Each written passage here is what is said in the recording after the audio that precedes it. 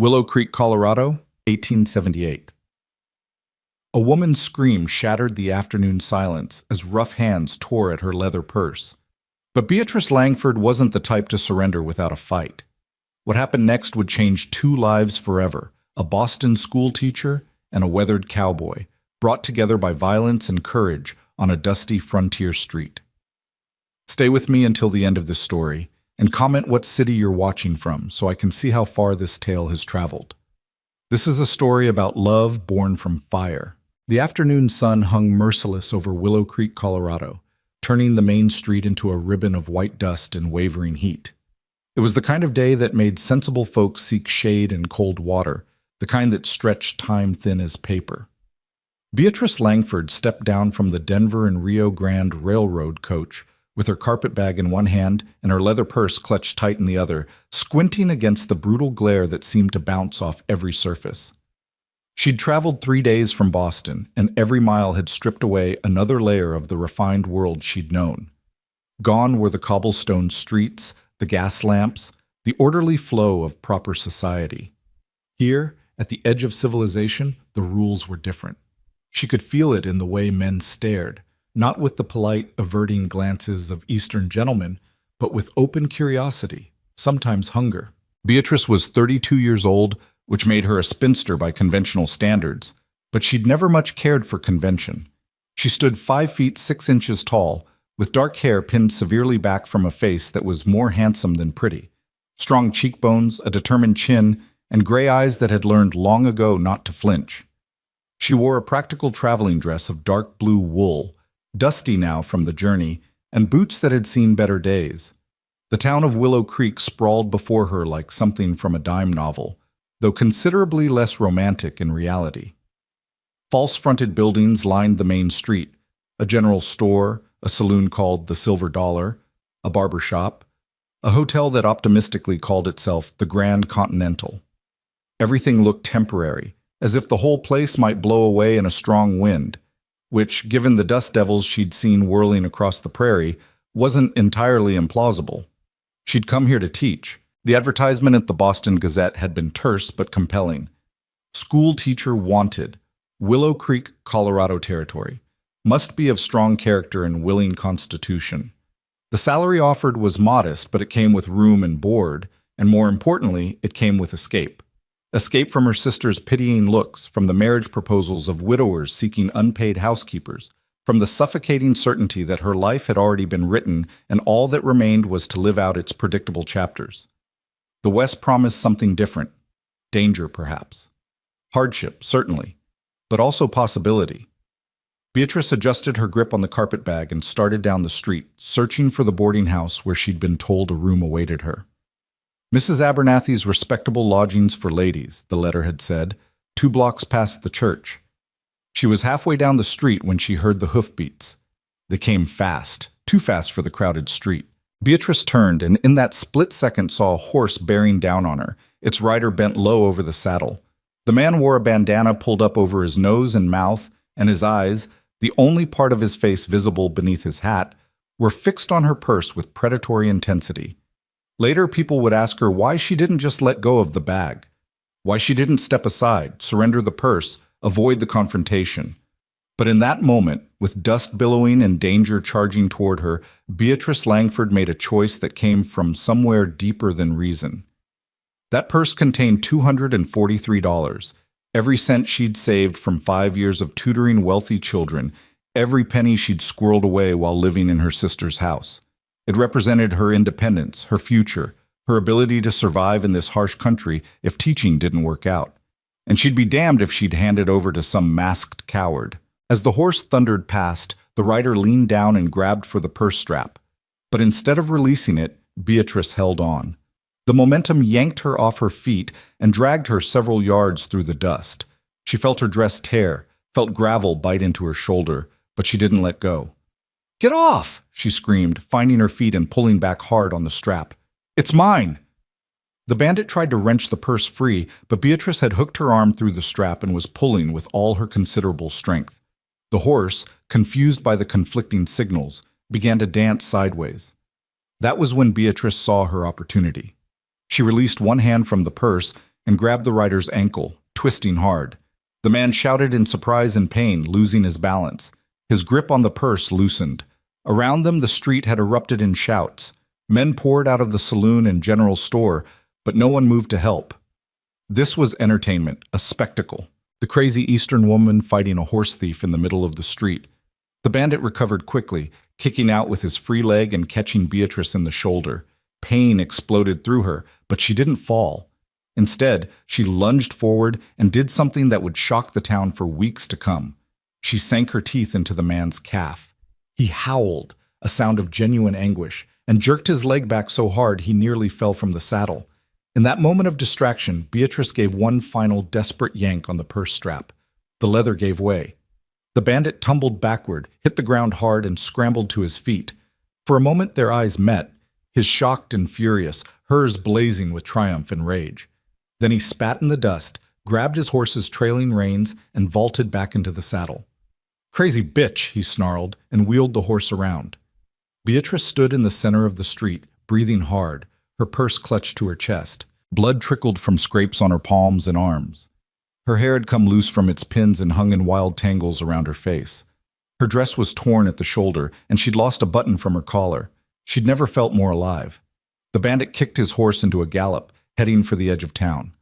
Beatrice watched him go, her heart still pounding, her body flooding with the strange electricity of survival. That's when she heard the second set of hoofbeats. This rider came from the opposite direction, emerging from behind the livery stable. He sat tall in the saddle, his horse a massive dappled gray that moved with muscled grace. As he approached, Beatrice saw he was dressed in working clothes, canvas trousers, a faded blue shirt, a leather vest worn soft with use. A dusty black hat shaded his face, but she caught the glint of sun on his jaw, the line of his shoulders. He didn't chase the fleeing bandit. Instead, he rode straight toward her, and as he drew close, he reined the horse to a stop. The animal tossed its head, dancing slightly, but the rider controlled it with easy competence, barely seeming to move. For a long moment, he just looked at her. Beatrice found herself staring back, caught by something in his bearing, a quality of stillness that seemed rare in this violent, restless country. Then, slowly, he reached up and tipped his hat. "Ma'am," he said, his voice low and gravelly, warm as bourbon. "That's my kind of woman." The words hung in the dusty air between them. Around the street, the gathered crowd began to laugh and cheer, breaking the spell. Beatrice felt heat flood her face. Whether from embarrassment, anger, or something else entirely, she couldn't say. "I don't need your approval," she said sharply, her Boston accent crisp despite her breathlessness. "And I certainly didn't need your help." Something flickered in his eyes. Amusement, she thought, though his expression remained serious. "No, ma'am, I can see that. Look to me like you had the situation well in hand, or in teeth." More laughter from the onlookers. Beatrice's flush deepened. The rider swung down from his saddle with fluid ease, and for the first time she got a clear look at him. He was tall, perhaps 6 feet, with broad shoulders and the lean, muscular build of someone who made his living through physical labor. His face was weathered by sun and wind, probably in his mid-30s, with deep lines around his eyes and mouth that spoke of squinting into distant horizons. Dark hair showed beneath his hat, and his jaw was shadowed with a few days' worth of stubble. But it was his eyes that held her, pale blue, almost gray, steady and assessing without being aggressive. Eyes that had seen hard things and decided to remain kind anyway. He took a step closer, and Beatrice caught the scent of horse and leather, dust and something else. Sage, maybe, or prairie grass. "You're bleeding," he said quietly, gesturing to her scraped palms. Beatrice looked down at her hands, suddenly aware of the stinging pain. Blood mixed with dust on her skin, and she realized she was trembling, the aftermath of fear and adrenaline catching up with her. "It's nothing," she said, but her voice came out less steady than she would have liked. "Miss Langford?" The new voice came from the boardwalk. Beatrice turned to see a plump woman in her 50s hurrying toward them, her face creased with concern. She wore a respectable dress of gray calico and a white apron, her graying hair tucked under a modest cap. "Miss Langford, is that you? Oh, my dear, what's happened? I'm Mrs. Abernathy. We've been expecting you, but not like this." Mrs. Abernathy, Beatrice said, grateful for the distraction. I apologize for the spectacle. There was an attempted robbery. Attempted being the key word, the cowboy interjected, that hint of amusement back in his voice. The lady here gave old Jack Dockery more than he bargained for. You know who that was? Beatrice demanded, rounding on him. Know him, yes. Dockery's been causing trouble since he got to town 3 months back. Sheriff hasn't been able to catch him at anything definite, but we all know he's bad news. The cowboy's expression hardened slightly. He won't forget this, ma'am. You embarrassed him pretty badly. Are you threatening me? Warning you. There's a difference. Mrs. Abernathy fluttered between them, wringing her hands. Oh, this is terrible. Miss Langford, you must come to the boarding house immediately. We'll get you cleaned up and settled. And Elias, she turned to the cowboy. Perhaps you should inform the sheriff about this incident. Already planning on it, Mrs. Abernathy. Elias, so that was his name, nodded respectfully to the older woman, then turned back to Beatrice. He held out his hand. Elias Morgan, ma'am. I run a ranch about 5 miles east of here. Beatrice looked at his extended hand, calloused and strong, then at his face. The presumption of it irritated her, as if surviving a robbery made them acquaintances, as if his approval of her kind of woman gave him some claim to familiarity. But her mother's training ran deep, and despite everything, she found herself extending her scraped, bloody hand to shake his. His grip was warm and firm, careful of her injuries. The contact sent an unexpected jolt through her, and she pulled back quickly. Beatrice Langford, she said stiffly. I'm the new school teacher. So I heard. He studied her for a moment longer, and she had the unsettling feeling he was seeing far more than she intended to show. Then he nodded once decisively. Welcome to Willow Creek, Miss Langford. I hope the town treats you better from here on out. He touched his hat brim again, a gesture that was becoming familiar, then swung back into his saddle with easy grace. The big gray horse responded immediately to his signals, and within moments, horse and rider were moving down the street toward what she assumed was the sheriff's office. Beatrice stood watching them go, aware of Mrs. Abernathy chattering beside her, aware of the dispersing crowd still shooting curious glances her way, aware of her torn dress and bleeding hands, and the precious purse still clutched against her chest. But mostly, she was aware of those pale blue eyes and that low, gravelly voice saying, "That's my kind of woman," and the strange, unsettled feeling the words had left in her chest. Mrs. Abernathy's respectable lodgings for ladies turned out to be a neat 2-story house with white clapboard siding and green shutters tucked on a quiet side street away from the saloons and rowdier establishments. A small porch wrapped around the front, furnished with 2 rocking chairs and a scattering of potted plants that struggled gamely against the harsh climate. Mrs. Abernathy kept up a steady stream of conversation as she ushered Beatrice inside, through a parlor furnished with mismatched but comfortable furniture, and up a narrow staircase to a small room under the eaves. Here we are, dear. It's not much, but it's clean and quiet. You'll share the washroom with Miss Patterson. She works at the dry goods store. And meals are served at 7 in the morning and 6 in the evening. No gentlemen callers above the first floor, and no alcohol on the premises. I run a respectable house. The room was indeed small, with space for a narrow bed, a washstand, a chest of drawers, and little else. But the window looked out over the mountains to the west, and the quilt on the bed showed signs of careful mending. It was clean, as promised, and it was hers. It's perfect, Beatrice said, and meant it. Mrs. Abernathy beamed. I'll fetch some hot water and bandages for those scrapes. You just rest a moment, dear. What a welcome to our little town. Though I must say, her eyes sparkled with barely suppressed excitement, you certainly made an impression, standing up to Jack Dockery like that. Why, the whole town will be talking about nothing else for weeks. That's exactly what I was hoping to avoid, Beatrice said dryly. Oh, you mustn't worry. It's good talk, admiring talk, especially from the ladies. We get so tired of feeling helpless out here, and Elias Morgan speaking up for you like that. Well, Mrs. Abernathy fanned herself dramatically. That man hardly says 2 words most days, but he knows quality when he sees it. Beatrice felt that unwelcome heat return to her face. Mr. Morgan and I are not... There's nothing. I just met the man.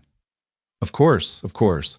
Mrs. Abernathy's smile suggested she thought otherwise.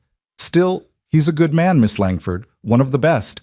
Came out here 7 years ago with nothing but a horse and determination, and built up the Morgan Ranch to one of the most successful operations in the county. He's fair to his men, honest in his dealings, and he's never once caused trouble in town. Plus, she added with a conspiratorial wink, he's easy on the eyes, don't you think? I didn't notice, Beatrice lied. Mrs. Abernathy laughed outright at that. Well, you might be the first woman in Willow Creek to manage that feat. I'll get that water now.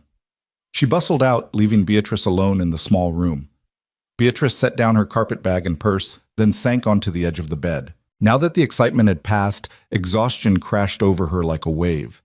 Her shoulder throbbed where the bandit had kicked her. Her palms stung. Every muscle ached from the struggle. But beneath the pain and fatigue, something else stirred, a fierce satisfaction.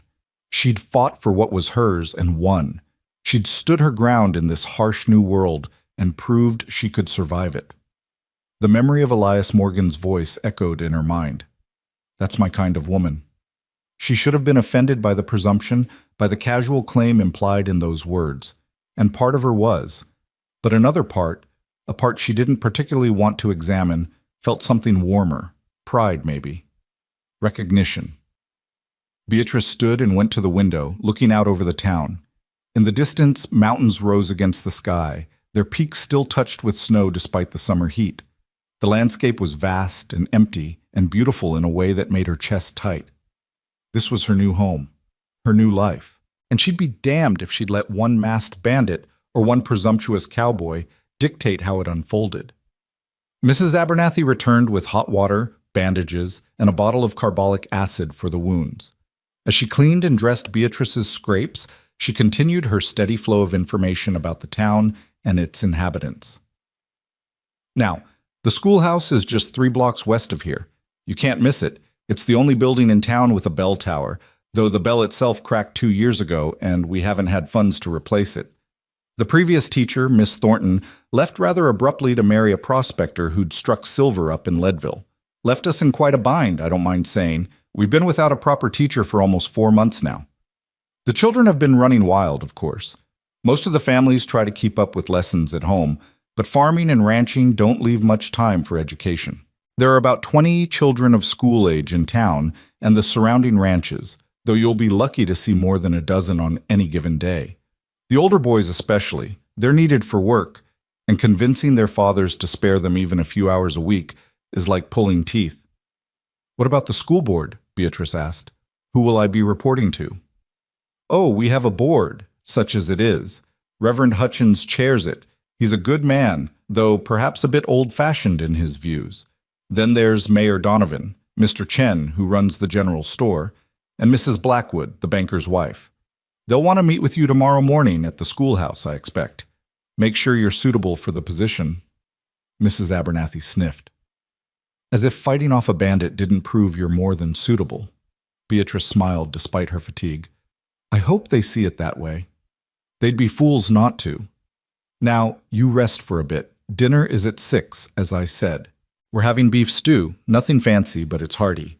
Miss Patterson will be there, and young Mr. Harding, who works at the bank. Respectable company.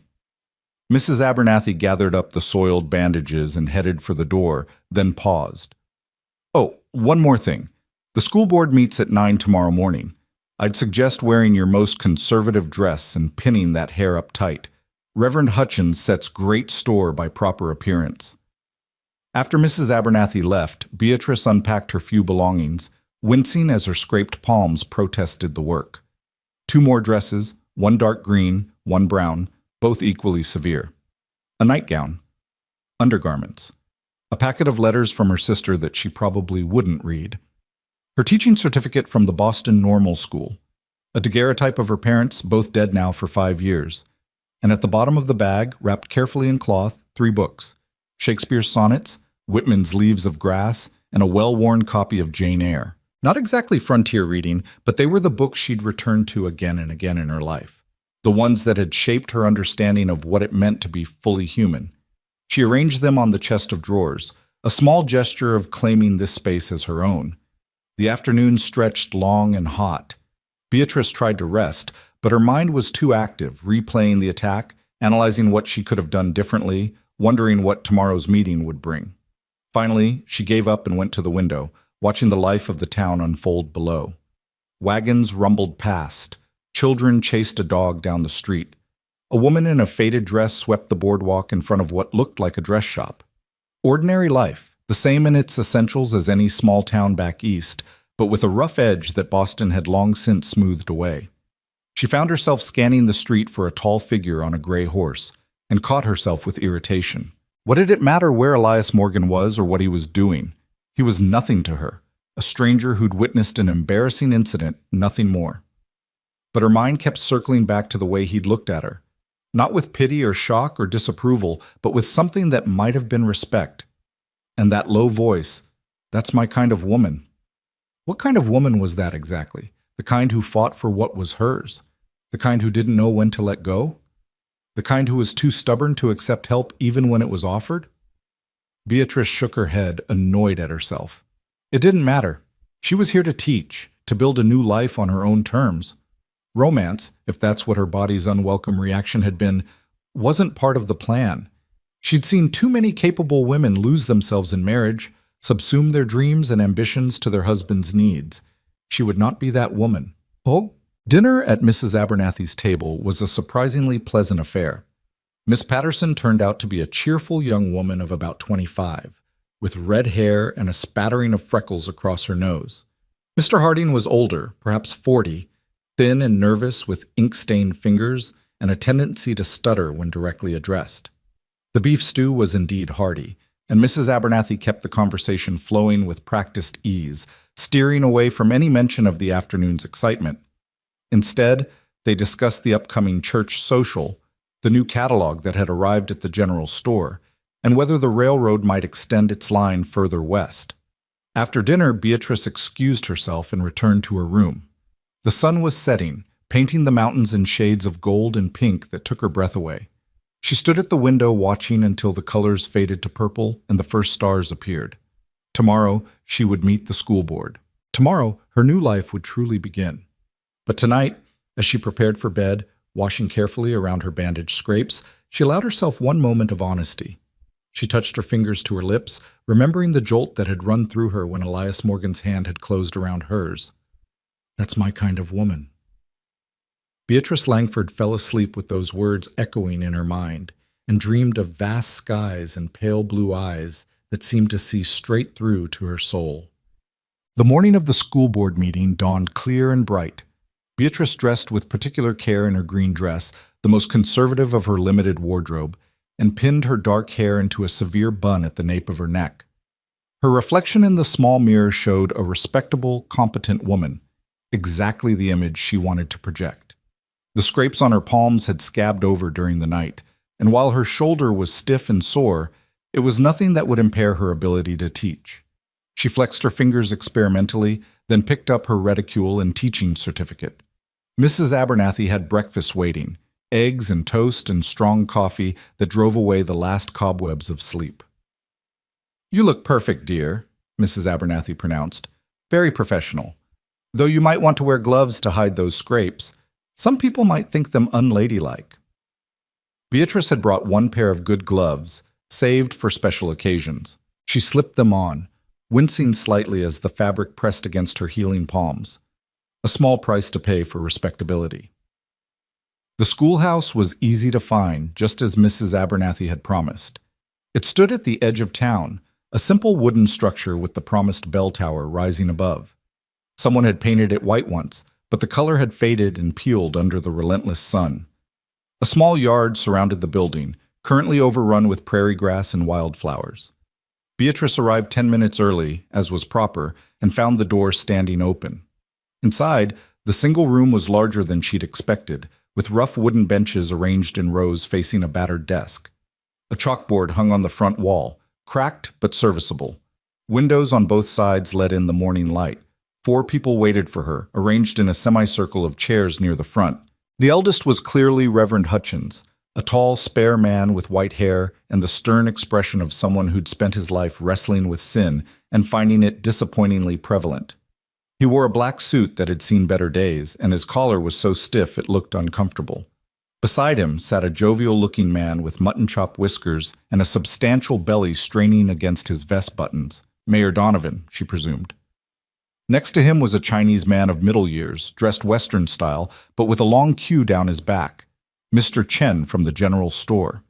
And completing the group was a woman perhaps 10 years older than Beatrice, dressed in expensive silk that seemed wildly out of place in the rough schoolhouse. Mrs. Blackwood, presumably. All four turned as Beatrice entered, and she saw their expressions shift as they took in her bandaged hands and the fading bruise on her cheekbone she'd tried to cover with rice powder. "Miss Langford," Reverend Hutchins said, rising. His voice was deep and resonant, used to carrying across a congregation. "We are pleased you arrived safely, despite yesterday's incident." "Thank you, Reverend. I apologize for the dramatic introduction to your community." "Not at all, not at all," Mayor Donovan boomed, also rising. "Showed real grit, you did. The whole town's talking about it. That new teacher's got backbone, they're saying. Good for morale, having someone stand up to thugs like Dockery." Mrs. Blackwood cleared her throat delicately. "While we certainly appreciate your courage, Miss Langford, we do hope such incidents won't become a regular occurrence. The school board takes very seriously our responsibility for the moral and physical safety of our students." There was a subtle emphasis on the word moral that set Beatrice's teeth on edge, but she kept her expression neutral. "I assure you, Mrs. Blackwood, I have no intention of encouraging violence of any kind. Yesterday was an unfortunate and unexpected situation." Mr. Chen, who hadn't yet spoken, gestured to an empty chair. "Please sit. We have questions." The next hour was an exhausting exercise in proving her competence and respectability. Reverend Hutchins interrogated her about her religious views, Congregationalist, acceptable, if not ideal. Mayor Donovan wanted to know her views on discipline, firm but fair, she assured him. Mrs. Blackwood probed delicately into her background, Boston family, good education, no scandal. She left out the part about being an unmarriageable spinster. Mr. Chen, surprisingly, asked the most practical questions about curriculum and her experience with children of varying ages and abilities. Throughout it all, Beatrice kept her answers measured and professional, revealing nothing of her inner fire or her more progressive educational theories. These could be introduced gradually, once she'd proven herself indispensable.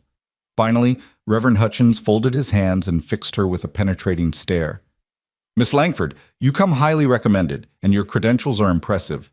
However, we must be frank. Willow Creek is a rough town, still finding its way toward civilization. We need a teacher who will not only educate our children in reading and arithmetic, but who will serve as a moral example. A woman of unimpeachable character and behavior. Can you be that woman?" Beatrice met his gaze steadily. "I can, Reverend. I take my responsibilities seriously, both as an educator and as a member of any community I join." "You're unmarried." It wasn't a question, but she answered anyway. "Yes." "You're also 32 years old, by your own admission, somewhat mature for a single woman." Mrs. Blackwood's tone made it clear this was not a compliment. "I've dedicated my life to education," Beatrice said evenly. "I had opportunities for marriage, but I chose my vocation instead." "And you're not, that is to say, you don't hold any radical views about women's rights or other such modern notions?" Mrs. Blackwood leaned forward slightly. "We've heard disturbing reports from back east about women demanding the vote and other inappropriate political involvement." Ah, here was the real test. Beatrice chose her words carefully. "I believe that women have a vital role to play in civilizing society through education and moral example.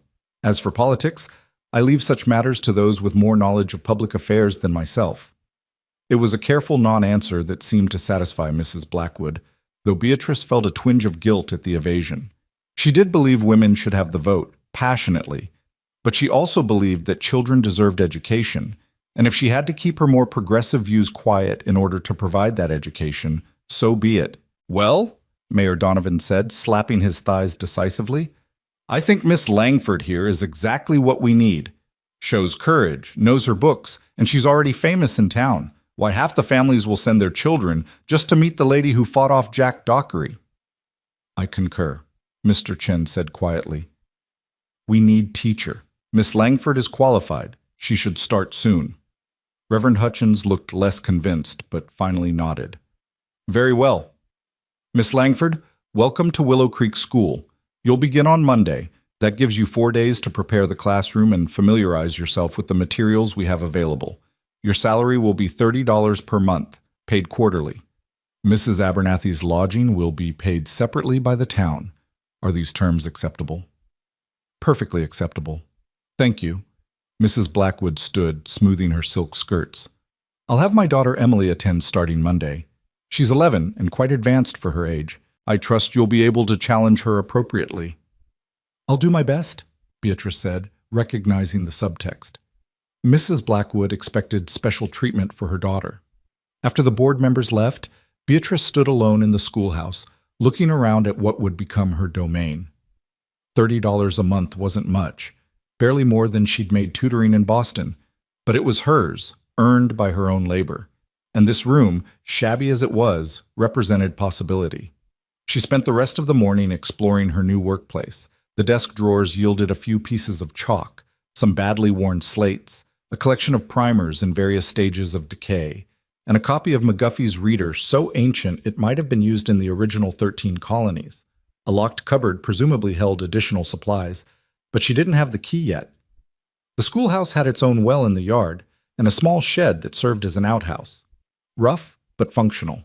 Beatrice was making a mental list of supplies she'd need when she heard boots on the wooden steps outside.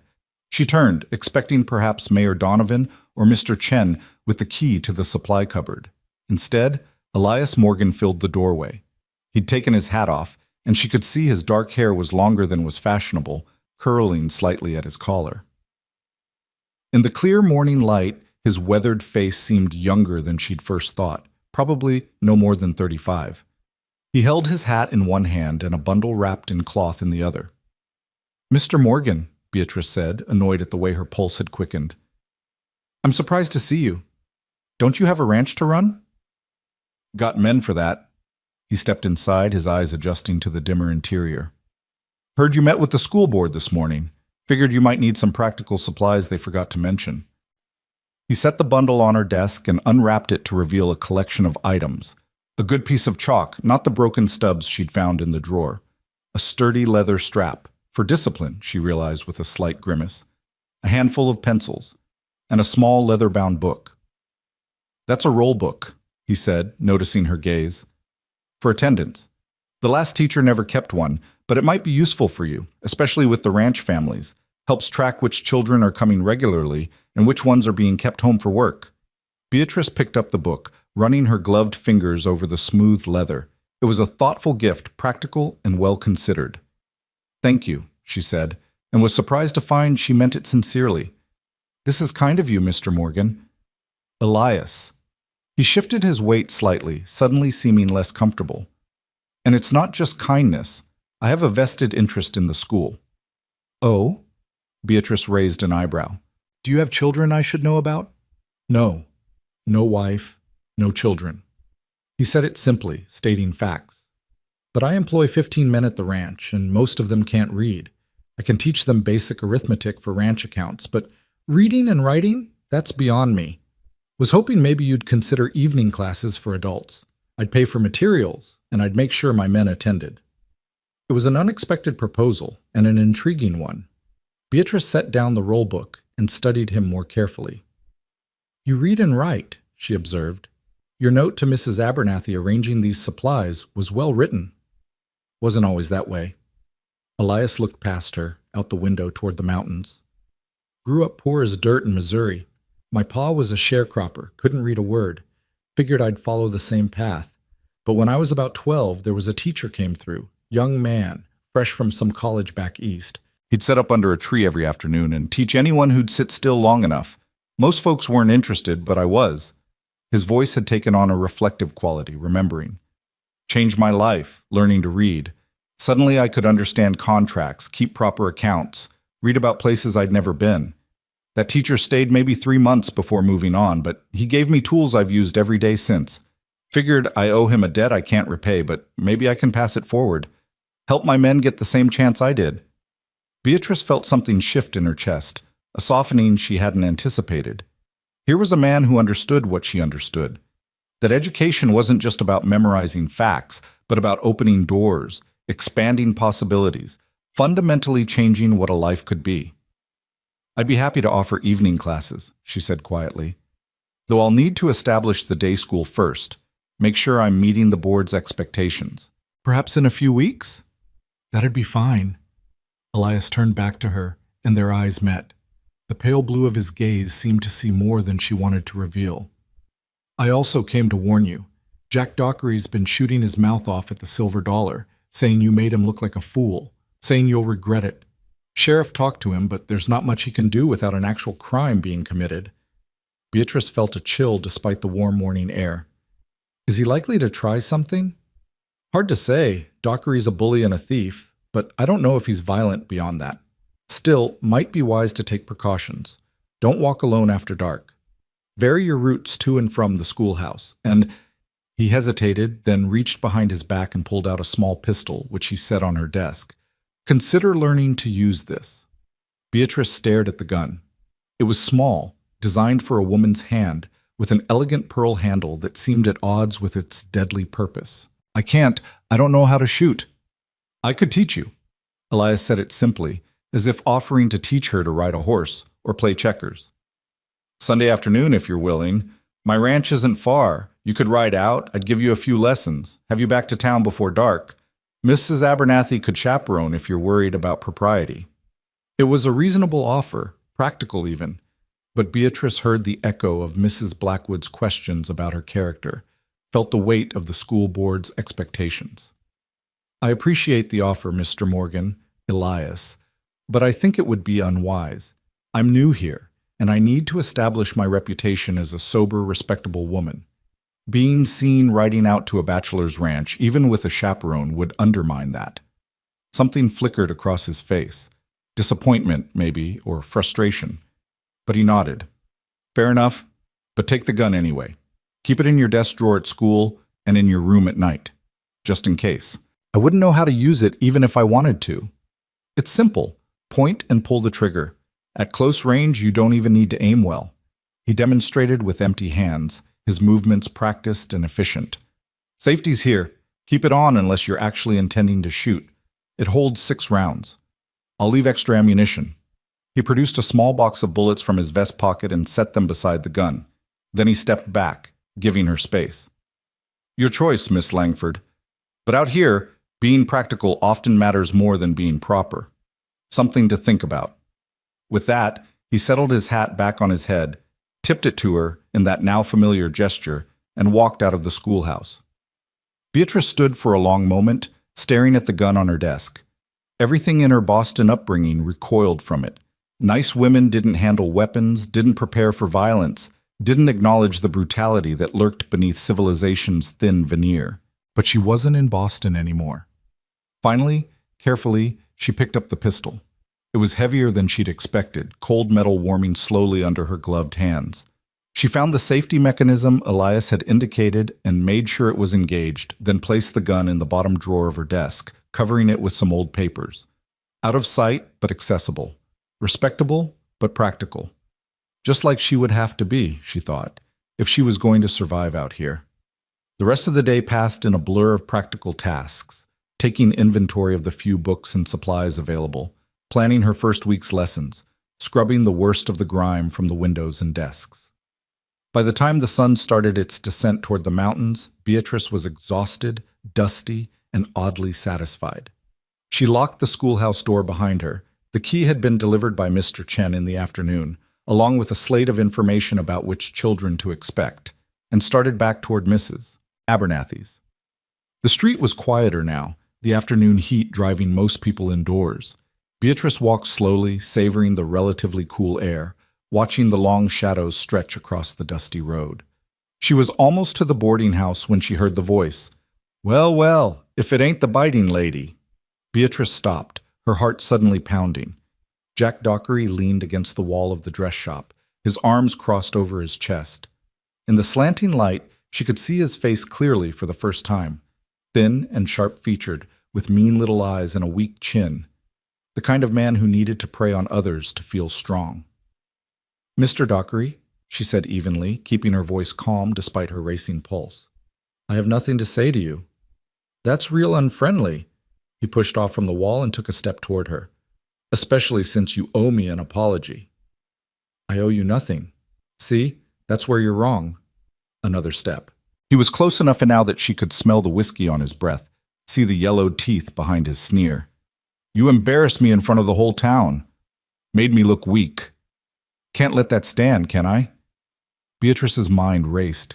The street was empty. Where was everyone? Should she scream? Run?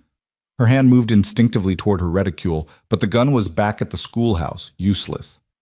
The sheriff knows about yesterday, she said, trying to sound confident.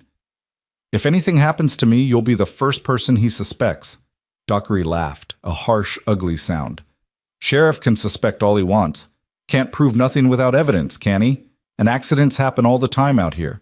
Horses bolt. People fall. Sad. But that's frontier life. He was close enough to touch her now, and Beatrice felt her body go cold with fear and rage. Not again. She would not be a victim again. Step back, she said, her voice low and hard. Now. Or what? You gonna bite me again? He reached out and she saw his hand moving toward her arm. The voice that interrupted was quiet, but it carried the weight of absolute certainty. Touch her, and you'll lose that hand. Beatrice turned to see Elias Morgan standing at the corner of the building, not 10 feet away. He wasn't holding a weapon, wasn't even in a particularly aggressive stance. But something in his posture, in the ice-cold calm of his expression, screamed danger. Dockery's hand dropped. This ain't your business, Morgan. I'm making it my business. Elias walked forward with that same unhurried grace she'd noticed before, but now it seemed predatory, deliberate. Miss Langford is under my protection. Anyone bothering her is bothering me. You understand what I'm saying, Jack? You can't protect her all the time. But Dockery was backing up, his bravado crumbling. Don't need to protect her all the time. Just need to make sure you understand the consequences of trying something. Elias stopped a few feet away, and Beatrice saw Dockery flinch. You know my reputation, Jack. You know I don't make threats I won't keep. So here's how this goes. You stay away from Miss Langford. You don't talk to her. Don't look at her. Don't even think about her. You do that, we'll have no problems. But if I hear you've so much as breathed in her direction, he let the sentence hang, unfinished and more threatening for it. Dockery's face worked through several expressions: anger, fear, calculation.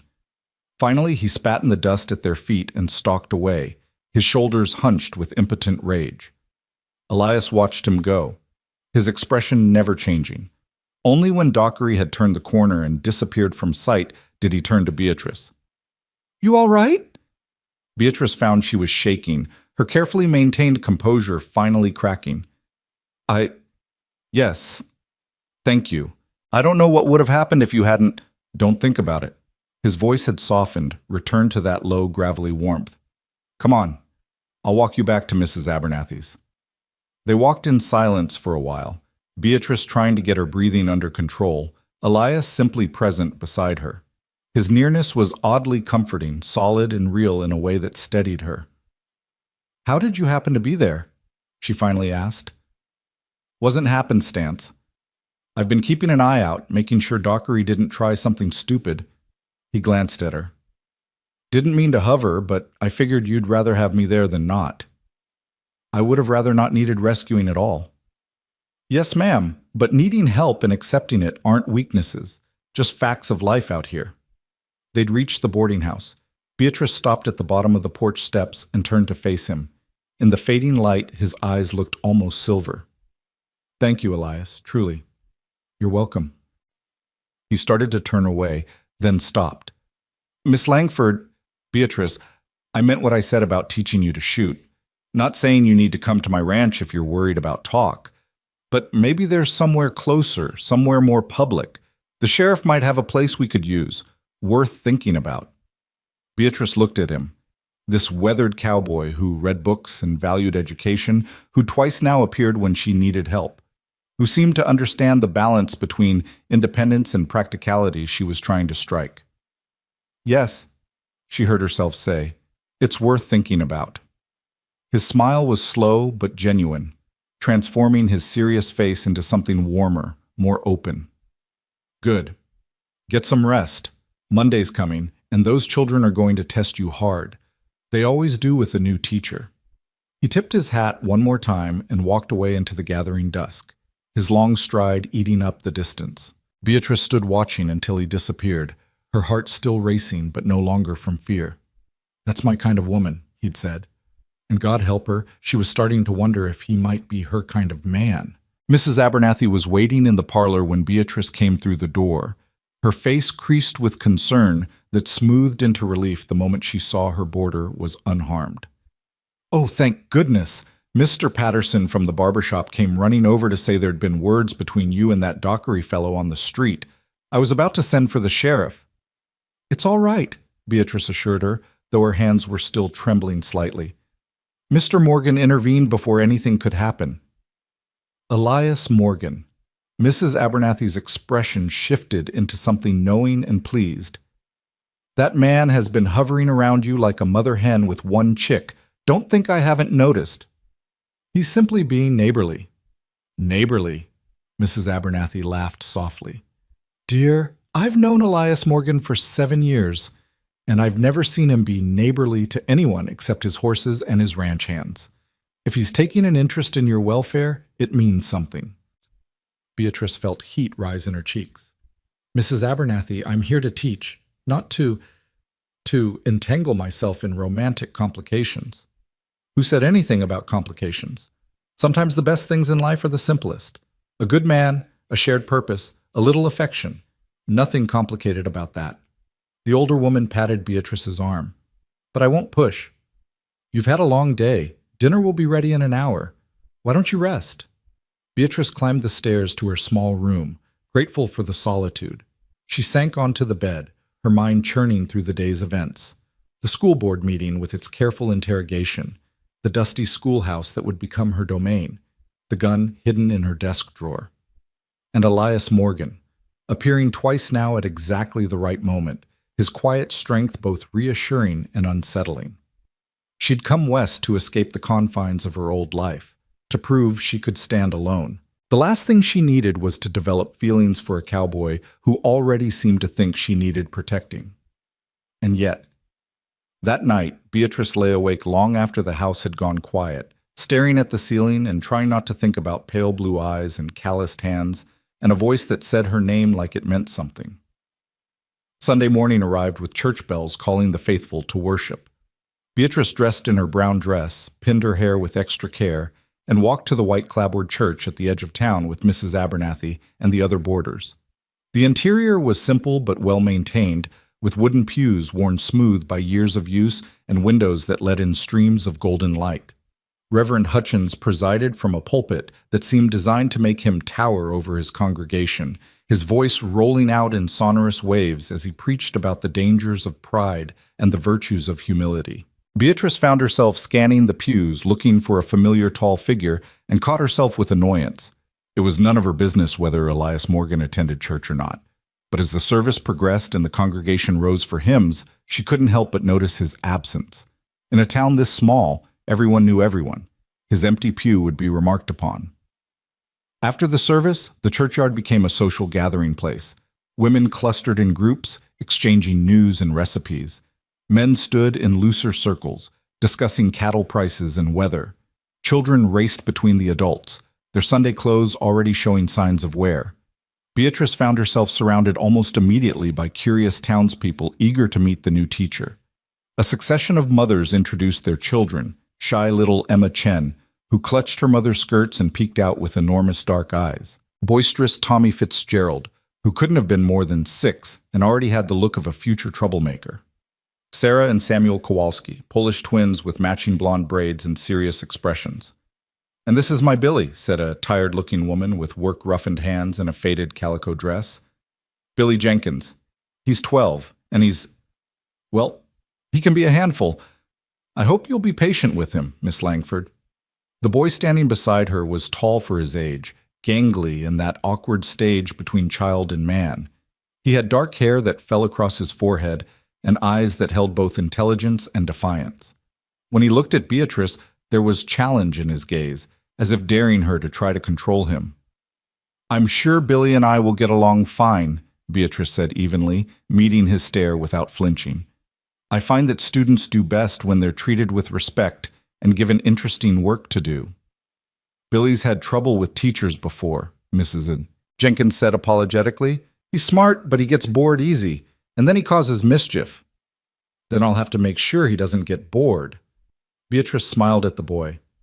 "Do you like to read, Billy?" The question seemed to surprise him. "Sometimes, when it's not boring stuff." "What do you consider boring?" "Primers, baby books, stuff I already know." His chin jutted forward defensively. "I can read better than most adults in this town." "Good. Then we'll find you something more challenging. Do you know Shakespeare?" Billy's eyes widened slightly. "The play guy? Romeo and Juliet and all that?" "Among others, perhaps we could read Hamlet together. It's got sword fights and ghosts and revenge. Not boring at all." For the first time, something like interest flickered across Billy's face. "Really?" "Really. I'll expect you in school Monday morning, 9 o'clock sharp." Mrs. Jenkins looked like she might cry with relief. "Thank you, Miss Langford, truly. He's a good boy, just spirited." After the Jenkins moved on, Beatrice found herself approached by Mrs. Blackwood, resplendent in a dress that probably cost more than Beatrice's entire wardrobe. At her side was a girl of about 11 with perfect blonde ringlets and a pinched, superior expression. "Miss Langford, this is my daughter Emily. Emily, make your curtsy to your new teacher." Emily's curtsy was technically perfect, but utterly without warmth. "How do you do, Miss Langford?" "Very well, thank you, Emily. I look forward to having you in class." "Mother says you studied at the Boston Normal School. Is that true?" "It is." "Mother also says you fought a bandit in the street like a common brawler." Emily's tone made it clear this was not meant as a compliment. "Emily!" Mrs. Blackwood's face flushed. "That's not what I said at all. I merely mentioned that Miss Langford had shown unexpected courage in defending her property." Beatrice kept her smile in place with effort. "I did what was necessary, Emily. Sometimes life requires us to be stronger than we thought we could be." "A lady should never have to resort to violence," Emily said primly, clearly parroting something she'd heard at home. "A lady should be refined and delicate. A lady should be capable of meeting whatever challenges life presents," Beatrice countered gently. "Refinement and strength aren't mutually exclusive."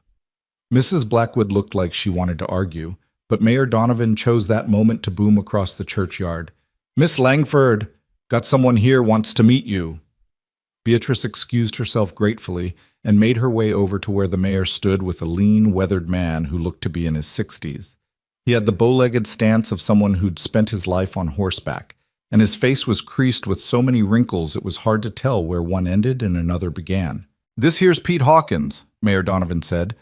"Runs a small ranch about 8 miles north. Got 3 young ones who'll be coming to your school." Pete Hawkins tipped his hat.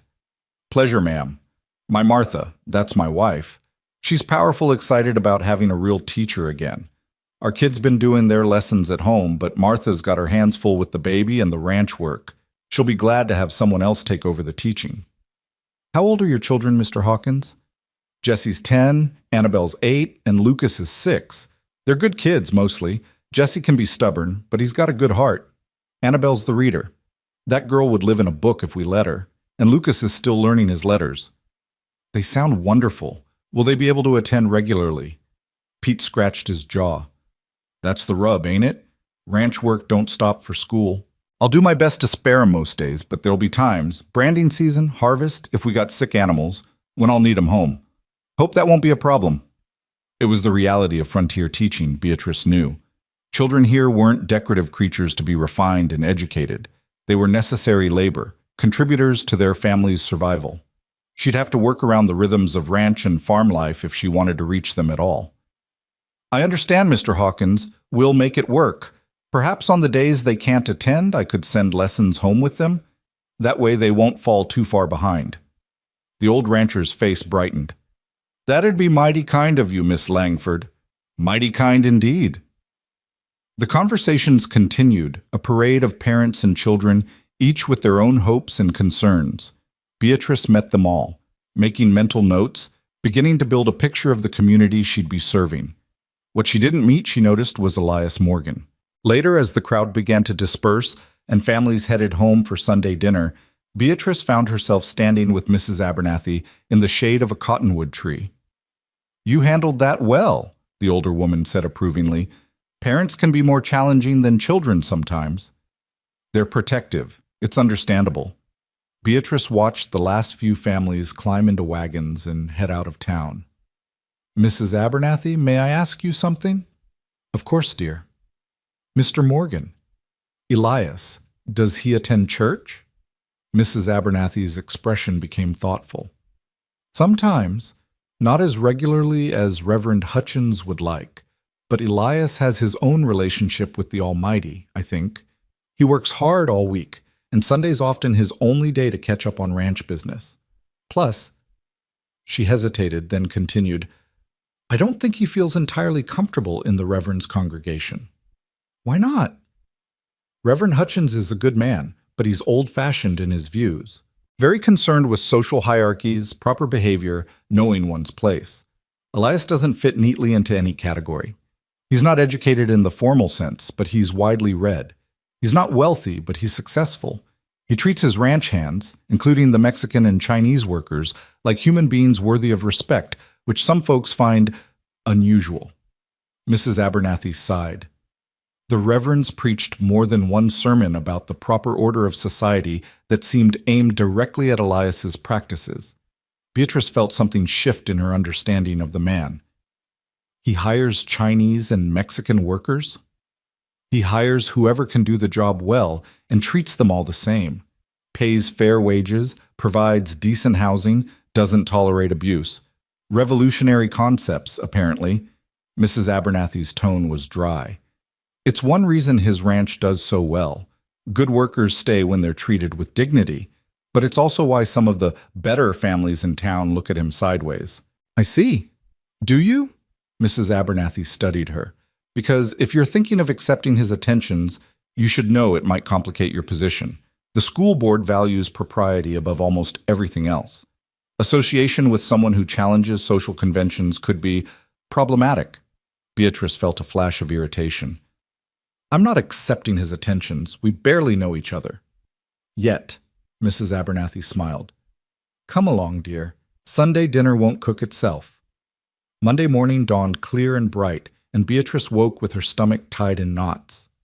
First day of school, first real test of whether she could handle this life she'd chosen. She dressed with care in her green dress, pinned her hair severely, and ate breakfast without tasting a bite. Mrs. Abernathy packed her a lunch basket and wished her luck with a knowing smile that did nothing to calm her nerves. The walk to the schoolhouse felt both too short and too long. With every step, Beatrice rehearsed her opening remarks, mentally reviewed her lesson plans, wondered if she'd prepared enough or too much, or entirely the wrong things. She arrived to find a handful of children already waiting in the yard, running and playing in the early morning coolness. They stopped when they saw her, sudden silence falling as they stared at the stranger who would be their teacher. Beatrice straightened her shoulders and walked up the steps. "Good morning," she called out, her voice carrying across the yard. "I'm Miss Langford, and I'm pleased to meet all of you. Classes begin at 9 o'clock. Please be inside and seated by then." She unlocked the door and went inside, setting her basket on the desk and taking a moment to steady her breathing. Through the window, she could see more children arriving, some walking from town, others being dropped off by parents in wagons. At precisely 9 o'clock, she walked to the door and rang the small handbell she'd found in the supply cupboard. The children filed in, some curious, some apprehensive, some openly defiant. She counted 14 in total. Not the full 20 Mrs. Abernathy had mentioned, but a respectable start. They ranged in age from little Lucas Hawkins, who looked small and lost in the front row, to Billy Jenkins in the back, his long legs stretched out and his arms crossed in a posture of calculated boredom. Beatrice stood before them, these children of the frontier, and felt the weight of responsibility settle on her shoulders. They'd been without a teacher for months. Some had probably given up hope of ever getting a real education. Others were here only because their parents forced them to attend. It was her job to change that, to make them care about learning, about books, about ideas, to show them that education could be more than drudgery. It could be magic. "Good morning," she said again, and this time her voice was steady, confident. "Welcome to Willow Creek School. My name is Miss Beatrice Langford, and I'm honored to be your teacher. Before we begin, I'd like each of you to stand, tell me your name, your age, and one thing you'd like to learn this year. We'll start in the front row." Little Emma Chen stood first, so small she barely reached the top of the desk. "My name is Emma Chen. I'm 7. I want to learn to read better." Her voice was barely above a whisper, but Beatrice smiled at her encouragingly. "Excellent, Emma. Reading better is a wonderful goal." They went around the room. Tommy Fitzgerald wanted to learn about dinosaurs. The Kowalski twins wanted to learn to write letters to their grandmother in Poland. Annabelle Hawkins wanted to read every book in the schoolhouse. Emily Blackwood wanted to learn French, delivered with a pointed look that suggested she doubted Beatrice was capable of teaching it. When they reached Billy Jenkins in the back row, he stood slowly, deliberately, taking his time. Billy Jenkins. 12. "I want to learn something that's actually useful, not just baby stuff." Several children giggled. Beatrice met his challenging stare calmly. "What do you consider useful, Billy?" He seemed surprised by the question. "I don't know, real things. How the world works. Not just reading primers and doing sums." "Fair enough.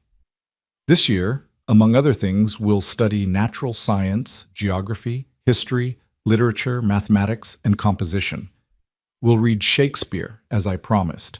We'll learn about the solar system, the human body, the history of civilizations. We'll write essays about topics that matter to you. We'll have debates about important questions. Does that sound useful?" Billy's expression shifted from defiance to cautious interest. "I guess so." "Good. Please be seated." She'd won the first small battle. Billy Jenkins had come prepared to hate her, to test her, to force her to throw him out so he could quit school with honor. Instead, she'd listened to him, taken him seriously, promised him challenge rather than condemnation. It wasn't a victory yet, but it was a start. The morning passed in a blur of assessment and organization. Beatrice had the children read aloud so she could gauge their abilities, had them solve arithmetic problems, had them write a short paragraph about their summer. The range of skills was staggering. Emma Chen could barely read simple words, while Billy Jenkins was working through a book of poetry he'd brought from home. Some children formed their letters with painstaking care. Others scrawled illegibly. She'd have to teach them as individuals, not as a uniform mass. It would be exhausting, but it was the only way to reach them all. At noon, she dismissed them for lunch. Most of the children produced parcels of food from home and scattered around the yard to eat.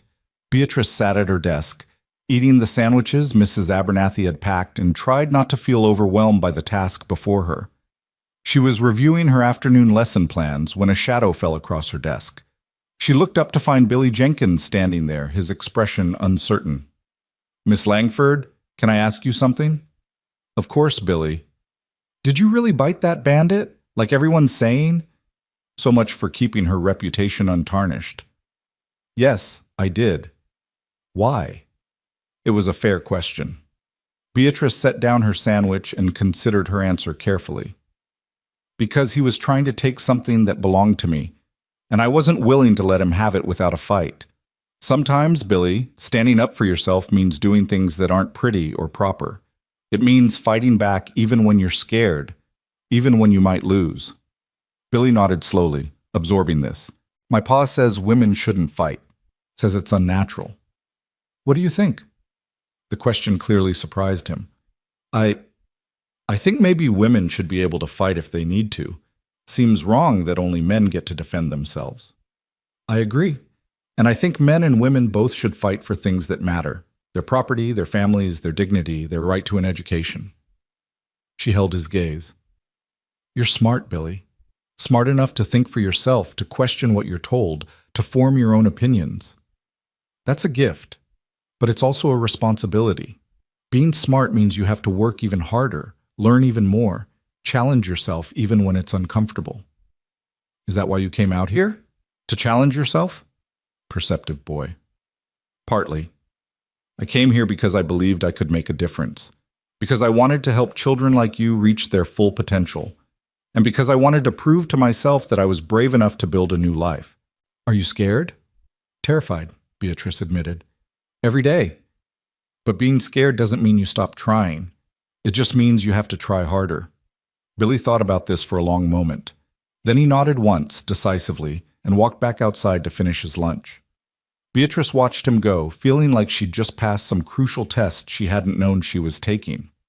The afternoon brought grammar lessons and a geography exercise that had the children locating Colorado on a map of the United States, then trying to find where their families had come from.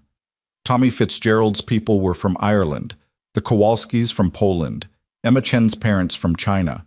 They traced imaginary journeys across oceans and continents, and Beatrice saw their eyes widen as they grasped the distances involved, the courage it had taken their parents and grandparents to come so far. You're all pioneers, she told them as the afternoon wound down. Every single one of you. You're building something new here, creating a community where different people from different places can live together and learn together. That's not easy. But it's important. It's worth doing well. At 3 o'clock, she dismissed them. The children scattered like dandelion seeds, running toward town or waiting for parents to collect them. Within minutes, the schoolhouse was empty except for Beatrice, alone amid the evidence of her first day. Chalk dust on her dress, papers scattered across her desk, the lingering energy of 14 young minds engaging with ideas. She'd done it. She'd survived her first day. Beatrice was gathering her things, preparing to lock up and head back to Mrs. Abernathy's, when she heard boots on the steps outside. Her hand moved instinctively toward the desk drawer where the gun lay hidden, then relaxed as Elias Morgan's familiar figure appeared in the doorway. He held his hat in his hands, and his expression was almost nervous. That seemed wrong for a man who always appeared so confident. "Elias," she said, surprised, "what are you doing here? Wanted to see how your first day went. Figured you might need a friendly face." He glanced around the room. "Looks like a tornado hit." 14 children will do that. Beatrice found herself smiling despite her exhaustion. "It went well, I think. At least no one threw anything or set anything on fire, which I'm told is a good sign." "Billy Jenkins show up?" "He did. How did you know he'd be a concern?" "Billy's bright but bored. He's run off 3 teachers in 2 years with his pranks and attitude, last one left in tears." Elias stepped further into the room, his eyes scanning the chalkboard where Beatrice had written vocabulary words. "Looks like you got him interested, though. Saw him walking home with a book under his arm, actually reading it instead of causing trouble. He needs to be challenged. Most bright children do." Beatrice straightened the papers on her desk, very aware of Elias's presence in her space. The room suddenly felt smaller, more intimate. "Was there something specific you needed, or did you really come just to check on me?" "Actually, I came to make an offer about the shooting lessons." Beatrice felt her heart skip. "Elias, I told you. Hear me out. I talked to Sheriff Brennan. He's got a range set up behind the jail where he practices. He's willing to let us use it tomorrow afternoon, and he'll be there the whole time as chaperone. Nothing improper about the sheriff teaching the new school teacher some basic safety. I'll just assist." It was a careful arrangement, designed to protect her reputation while still giving her the skills she needed. Beatrice recognized the thought he'd put into it, the consideration for her concerns. "Why is this so important to you?" she asked quietly. Elias was silent for a moment, his jaw working as if he was trying to decide how much to reveal. Finally, he said, 7 years ago, when I first came to Willow Creek, there was a woman, schoolteacher, like you. Name was Sarah Miller. She was young, maybe 25, fresh from Philadelphia. Smart, brave, determined to make a difference." His voice had gone flat, emotionless, in the way of someone recounting old pain. There was a drifter passing through town. He decided Sarah was going to be his, whether she wanted to be or not. Followed her home one evening, forced his way into her boarding house room. By the time anyone heard her screaming, by the time help arrived, he stopped, swallowed hard. She survived, but she never taught again. Went back east on the next train, broken and terrified. Beatrice felt cold despite the warm afternoon air. Did they catch him? Eventually, Sheriff Brennan tracked him 3 counties over. There was a trial, and they hanged him. Justice served. Elias's voice was bitter. But it didn't undo what happened to Sarah. Didn't give her back her life, her dreams, her sense of safety. He finally met Beatrice's eyes, and she saw raw honesty there, painful and exposed. I was supposed to walk her home that night. She'd asked me to because she'd been feeling nervous about the drifter hanging around. But I was busy with a sick horse, and I told her I'd come by later. By the time I got there, he shook his head. I've lived with that for 7 years, Miss Langford. The knowledge that if I just put her safety ahead of a damn horse, maybe things would have been different. Elias, that wasn't your fault. Wasn't it? I knew she was scared. I knew there was a threat. And I prioritized the wrong thing. He turned away, staring out the window. I can't change the past, but I can try to make sure history doesn't repeat itself.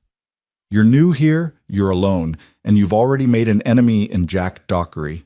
I'm not trying to control you or suggest you're weak. I'm trying to give you tools so you can protect yourself if I'm not there. So you're not dependent on anyone showing up to rescue you. Beatrice stood very still, absorbing this. She'd thought his concern was about possession, about some primitive male instinct to guard what he considered his, but it wasn't that at all. It was about guilt and responsibility, about trying to right an old wrong by preventing a new one. All right, she said softly. Tomorrow afternoon. If Sheriff Brennan doesn't mind, I'd like to learn. Elias turned back to her, something like relief washing over his features. Thank you. But Elias, what happened to Sarah Miller wasn't your fault. You can't carry that forever. Maybe not forever, but I'll carry it long enough to make sure you stay safe. He settled his hat back on his head. I'll pick you up at Mrs. Abernathy's at 2 o'clock tomorrow. Wear practical clothes. You'll be outdoors. He left before she could respond, his boots echoing on the wooden steps. Beatrice stood in the empty schoolhouse, thinking about Sarah Miller and second chances, and the complex man who seemed determined to protect her whether she wanted protection or not. The next afternoon, true to his word, Elias arrived at Mrs. Abernathy's at precisely 2 o'clock. He was driving a small wagon rather than riding, and his expression was serious as he helped Beatrice climb up to the seat. Mrs. Abernathy watched from the porch, her face approving. You take good care of our teacher, Elias Morgan. Yes, ma'am, that's the plan. The drive to the sheriff's office was short, and they spent it in comfortable silence. Beatrice had changed into her oldest dress, a faded gray cotton that she wouldn't mind getting dirty, and she'd tied her hair back simply rather than pinning it up elaborately. Sheriff Brennan was waiting for them, a stocky man in his 50s with shrewd eyes and a handlebar mustache that would have looked ridiculous on anyone else. He tipped his hat to Beatrice. Miss Langford, heard good things about your first day at school. Billy Jenkins actually doing his work is close to a miracle. He just needed someone to take him seriously, Beatrice said. Well, taking things seriously is something I appreciate. Elias here tells me you need some basic instruction in firearms. That true? It is. Good. Out here, knowing how to handle a gun isn't about being violent. It's about being prepared. Same as knowing first aid or how to start a fire. Just practical survival. He gestured toward the back of the building. Range is set up behind the jail. Nothing fancy, but it'll serve. The range was a cleared area with targets set up against a dirt berm. Sheriff Brennan had arranged several bottles and cans at varying distances, and Beatrice could see the marks of previous practice sessions. Shattered glass, bullet holes in the berm. Elias produced the small pistol he'd given her, along with a box of ammunition. In the bright afternoon light, the gun looked less elegant and more utilitarian, a tool rather than an object. First rule, Sheriff Brennan said, always assume a gun is loaded. Always. Even if you just checked, even if someone tells you it's not, you treat it like it could fire at any moment. For the next hour, they walked Beatrice through the basics. How to hold the gun properly, how to aim, how to squeeze the trigger rather than pulling it, how to reload. Sheriff Brennan did most of the talking, his instructions clear and patient, while Elias demonstrated when words weren't enough. Beatrice fired her first shot and nearly dropped the gun at the recoil. The noise was deafening, the kick stronger than she'd expected. The bullet went wild, missing the target by several feet. That's normal, Elias said quietly, standing close beside her. Try again. Feet shoulder-width apart, bend your knees slightly, both hands on the grip. Support your shooting hand with your other hand. When you aim, line up the sights. See those little notches? That's what you use. She tried again and again and again. Her arms began to ache, her ears rang despite the cotton wool Sheriff Brennan had given her to stuff in them. But gradually, slowly, she began to improve. The shots came closer to the targets. She hit a bottle on her 9th try, and the satisfaction she felt when it shattered was primal and fierce. "Good," Elias murmured. Again. By the time the afternoon shadows had grown long, Beatrice had gone through nearly 50 rounds of ammunition. She'd hit more targets than she'd missed on her final attempts, and while she knew she was far from expert, she felt competent. If Jack Dockery or anyone else tried to threaten her, she could defend herself. "You did well," Sheriff Brennan said as they cleaned up. "Better than most folks on their first day. You've got steady hands and good focus. Practice regularly, and you'll be just fine." "Thank you, Sheriff. I appreciate you taking the time. My job is keeping people safe. If I can teach you to keep yourself safe, that makes my job easier." He nodded to Elias. "You two better head back before folks start talking, though Lord knows they're probably talking anyway." On the drive back to Mrs. Abernathy's, Beatrice was very aware of the gun tucked in her reticule, the weight of it somehow comforting now, rather than frightening. She was also aware of Elias beside her, the solid presence of him, the way his hands controlled the reins with easy competence. "Thank you," she said finally, "for arranging this, for caring enough to insist. You don't need to thank me for doing what's right. Still, it means something." She hesitated, then added, "You can't save everyone, Elias. What happened to Sarah Miller was terrible, but it wasn't your responsibility. Wasn't it? Out here, we're all responsible for each other. That's how communities survive. We look out for one another, protect the vulnerable, stand up when something's wrong." He glanced at her. "You did that when you fought Dockery. You could have let him take your purse, avoided trouble, stayed safe. But you fought because that money mattered to you, because you knew that if you gave in once, you'd be giving in forever." "Yes," Beatrice said quietly. "That's exactly why." "Then you understand. Some things are worth fighting for, and some people—" He stopped, seemed to reconsider his words. "Some people deserve to be protected until they can protect themselves." They'd reached Mrs. Abernathy's. Elias helped Beatrice down from the wagon, his hand steady on her waist for just a moment longer than strictly necessary. Their eyes met, and something passed between them. An understanding, perhaps, or a recognition of possibility. "Same time next week?" he asked. "More practice?" "Yes, I'd like that." He smiled, that slow transformation of his serious face that made something warm bloom in Beatrice's chest. "See you at church Sunday, then. I'll try to actually attend this time." He drove away, and Beatrice stood watching until the wagon disappeared around the corner. Then she went inside, where Mrs. Abernathy was pretending she hadn't been watching from the window. "Productive afternoon?" the older woman asked innocently. "Very," Beatrice replied, and couldn't quite suppress her smile. The week settled into a rhythm. Morning classes at the schoolhouse, where Beatrice worked with her 14 students on reading, writing, arithmetic, geography, and natural science. Afternoons spent preparing lessons, grading work, and meeting with parents who stopped by to discuss their children's progress. Evenings at Mrs. Abernathy's, where she ate dinner with the other boarders, and then retreated to her small room to read or write letters home to her sister. And running through it all like a thread of gold through gray cloth was the growing awareness of Elias Morgan. He didn't visit the schoolhouse every day. His ranch demanded his attention, and he was often away from town for days at a time, dealing with cattle or supplies or the dozens of tasks that came with running a successful operation. But when he was in Willow Creek, he made a point of stopping by, sometimes bringing books he thought she might enjoy, sometimes just checking that she was all right, once bringing a box of apples from a tree on his property. The town noticed. Of course the town noticed. Beatrice heard the whispers, saw the speculative looks. The new teacher and the cowboy bachelor. It was exactly the kind of story small towns love to tell themselves. Mrs. Blackwood made her disapproval known through pointed comments about appropriate behavior.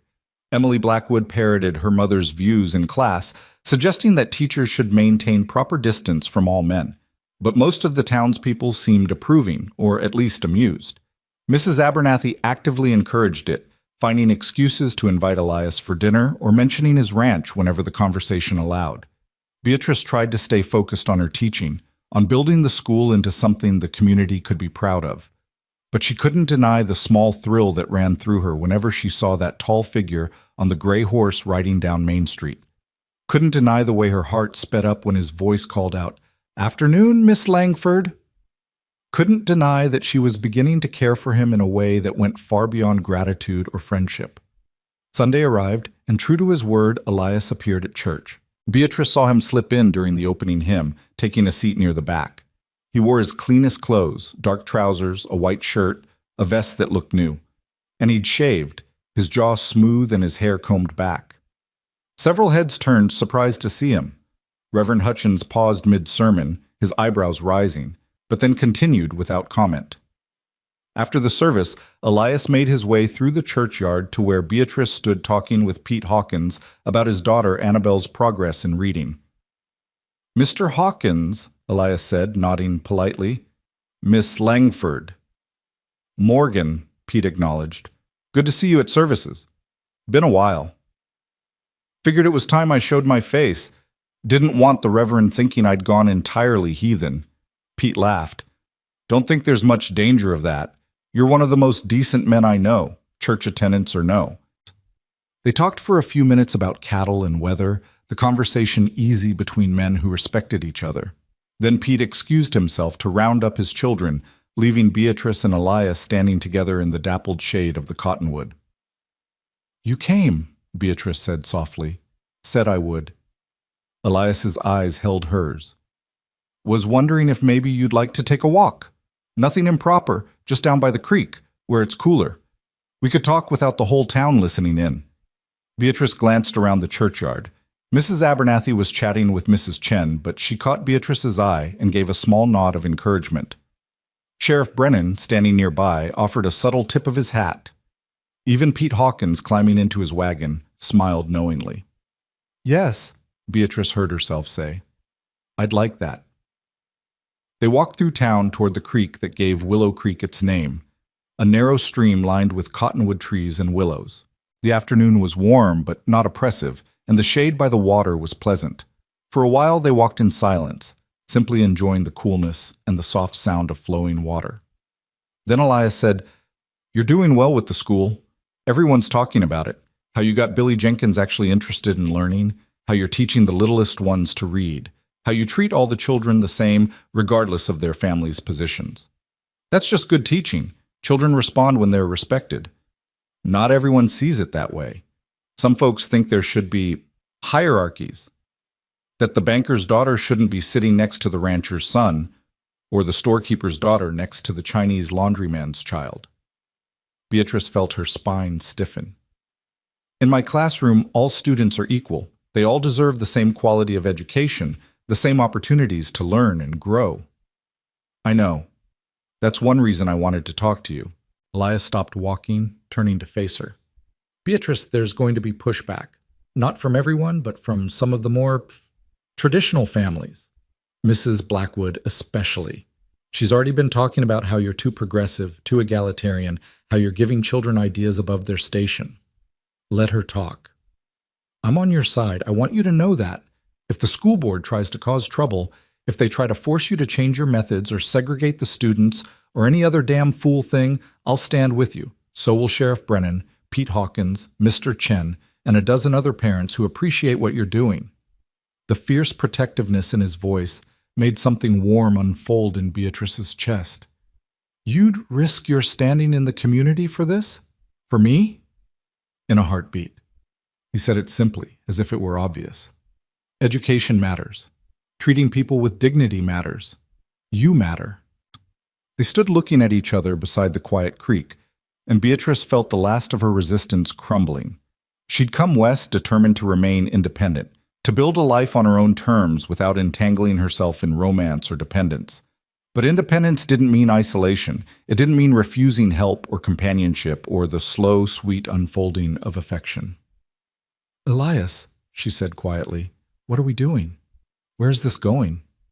He took a half-step closer, close enough that she could feel the warmth radiating from his body, see the flecks of darker blue in his pale eyes.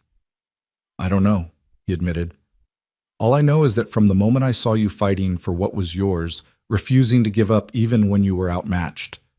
Something shifted in me. I haven't been able to stop thinking about you. Haven't wanted to stop. I came here to escape romantic entanglements, to prove I could build a life alone. You can still do that. I'm not asking you to give up your independence or your teaching or your dreams. I'm just asking for a chance. To spend time together. To see if this thing between us is real or just... He gestured helplessly, searching for words. Just the frontier making us lonely. It's not loneliness, Beatrice said, and knew it was true. I've been lonely for years back in Boston, surrounded by people. This is different. Then what is it? She thought about his quiet strength, his respect for her capabilities, the way he listened when she spoke as if her words mattered. She thought about his gentle handling of that first meeting, his careful arrangement of shooting lessons to protect her reputation, his story about Sarah Miller and the guilt he carried. She thought about how he made her feel, seen, valued, challenged in the best way. Recognition, she finally said. Like, you see who I really am, not who society expects me to be. And you value that person. I do, Elias said roughly. God help me, I do. He reached out slowly, giving her time to pull away if she wanted. When she didn't move, his calloused hand cupped her cheek, thumb brushing against her skin with surprising gentleness. Beatrice, he murmured, and her name on his lips sounded like a prayer. She leaned into his touch, letting herself acknowledge what she'd been fighting for weeks. She cared for this man, more than cared. The feelings growing in her chest were deep and real and terrifying in their intensity. But she wasn't ready, not yet. There was too much at stake, her reputation, her position, her hard-won independence. She needed to be certain before she took this step. Elias, I need time. I need to be sure this is right, that I'm not just swept up in something temporary. His hand dropped away, but his expression remained gentle, understanding. I can give you time, all the time you need. I'm not going anywhere. Thank you. They walked back toward town slowly, not touching, but close enough that their shoulders occasionally brushed. By the time they reached Mrs. Abernathy's, the sun was starting its descent toward the mountains, painting the sky in shades of gold and rose. I'll see you tomorrow, Elias asked. Same time? More shooting practice? Yes, I'd like to keep improving. You're already improving, but practice never hurts. He tipped his hat, that familiar gesture that had become dear to her. Good evening, Miss Langford.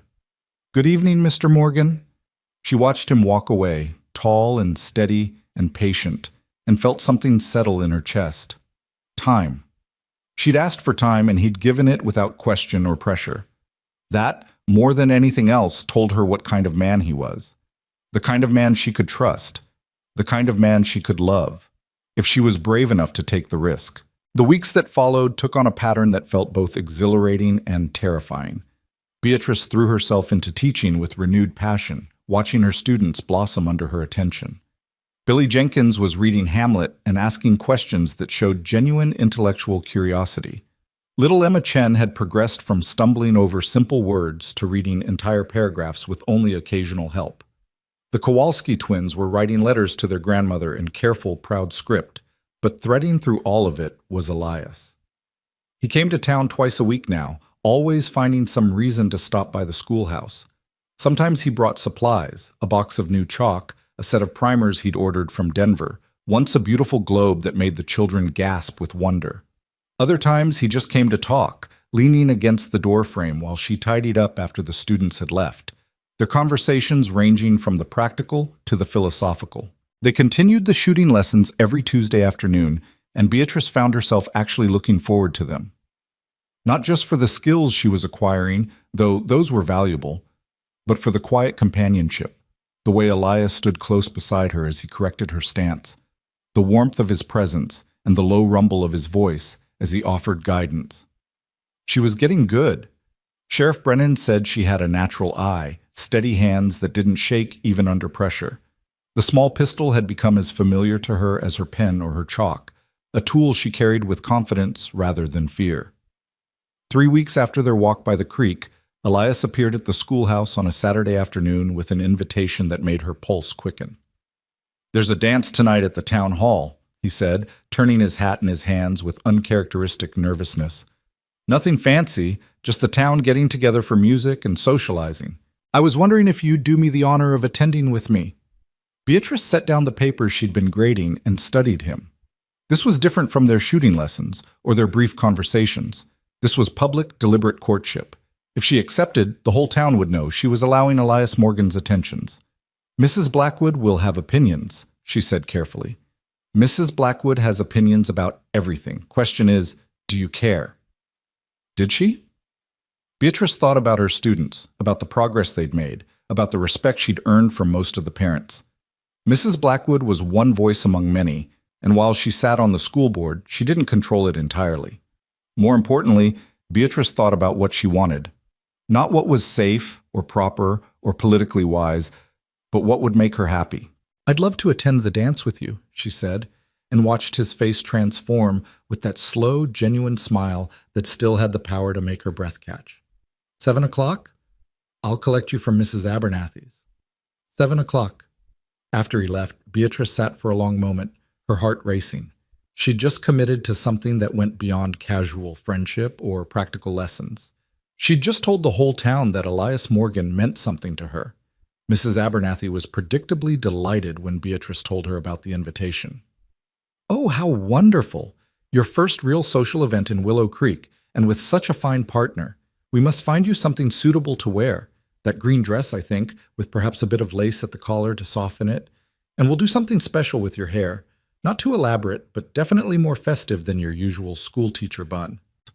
By the time 7 o'clock arrived, Beatrice barely recognized herself in the small mirror. Mrs. Abernathy had worked magic, softening Beatrice's severe style into something that was still respectable but undeniably feminine. The green dress looked fresh with the addition of lace borrowed from Miss Patterson. Her dark hair was swept up but with soft tendrils framing her face, and there was color in her cheeks that owed nothing to rice powder.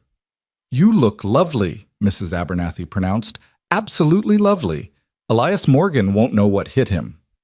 When Elias arrived, climbing down from his wagon with careful attention to the dust on his boots, Beatrice saw his eyes widen. He was dressed in what were clearly his best clothes, dark trousers pressed to a sharp crease, a white shirt so crisp it must be new, a black vest embroidered with subtle silver thread, and a string tie at his throat. He'd shaved and trimmed his hair, and he looked both familiar and transformed, ruggedly handsome in a way that made her mouth go dry. "Miss Langford," he said, his voice rough, "you look beautiful." "Thank you. You clean up rather well yourself, Mr. Morgan." "Elias," he corrected gently. "I think we're past formalities, don't you?" "Elias," she agreed and felt something shift between them, an acknowledgement of intimacy that went beyond the words themselves. He helped her into the wagon with careful attention, his hands strong and steady on her waist. The drive to the town hall was short, but Beatrice found herself acutely aware of his presence beside her, the solid warmth of him, the occasional brush of his shoulder against hers as the wagon jostled over the rough road. The town hall was already crowded when they arrived. Lanterns hung from the rafters, casting warm light over the assembled townspeople. Someone had pushed all the furniture to the edges of the room, creating space for dancing. A makeshift band occupied one corner, Pete Hawkins on fiddle, the barber on banjo, and young Mr. Harding from the bank attempting a guitar with more enthusiasm than skill. Conversation died for a moment when Beatrice and Elias entered together. Every head turned, every eye assessed. Then Mrs. Chen smiled warmly and came over to greet them, breaking the spell, and the chatter resumed. "Miss Langford, how nice to see you. And Elias, it's been too long since you came to one of our dances. Emma talks about school constantly. She's so proud of her reading progress." "Emma's a delight to teach," Beatrice said warmly.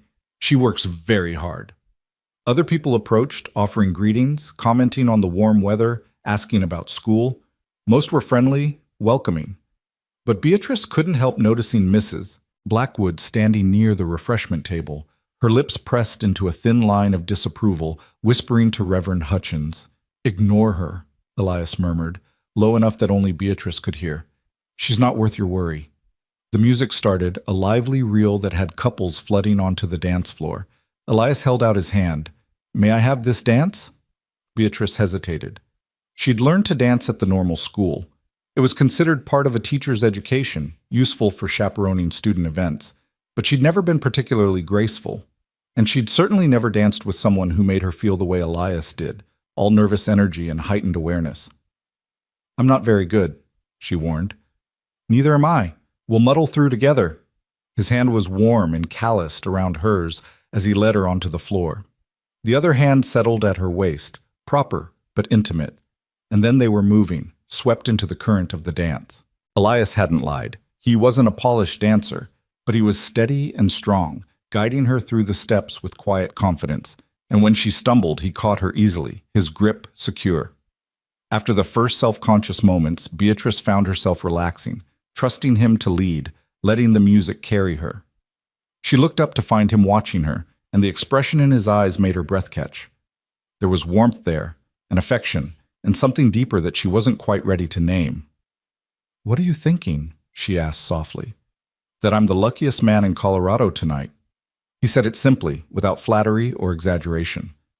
"That I never thought I'd find someone who understood what matters, someone who fights for her beliefs, who treats people with dignity, who's not afraid of hard work or hard truths." "Elias, you don't have to say anything. I just wanted you to know." He spun her gently, bringing her back into his arms. "I know you need time. I'm not trying to rush you. Just want you to understand how I feel." The song ended, and they separated reluctantly. Beatrice's heart was pounding, her thoughts in turmoil. Before she could respond, Billy Jenkins appeared at her elbow, his gangly frame dressed in clothes that were clearly borrowed and too small. "Miss Langford, would you dance with me? My ma said I should practice being a gentleman, and I figured I should start with someone who won't laugh if I step on her feet." Beatrice smiled, grateful for the interruption, and touched by the request. "I'd be honored, Billy." She danced with Billy, and then with Pete Hawkins, and then with Sheriff Brennan. Between dances, she chatted with parents, accepted compliments on her teaching, and tried not to think too hard about what Elias had said. But she was always aware of where he was in the room, who he was talking to, the way his eyes sought hers across the crowd. Around 9 o'clock, as the evening was beginning to wind down, Mayor Donovan climbed onto a chair and called for attention. "Folks, before we all head home, I want to take a moment to recognize our new school teacher, Miss Langford.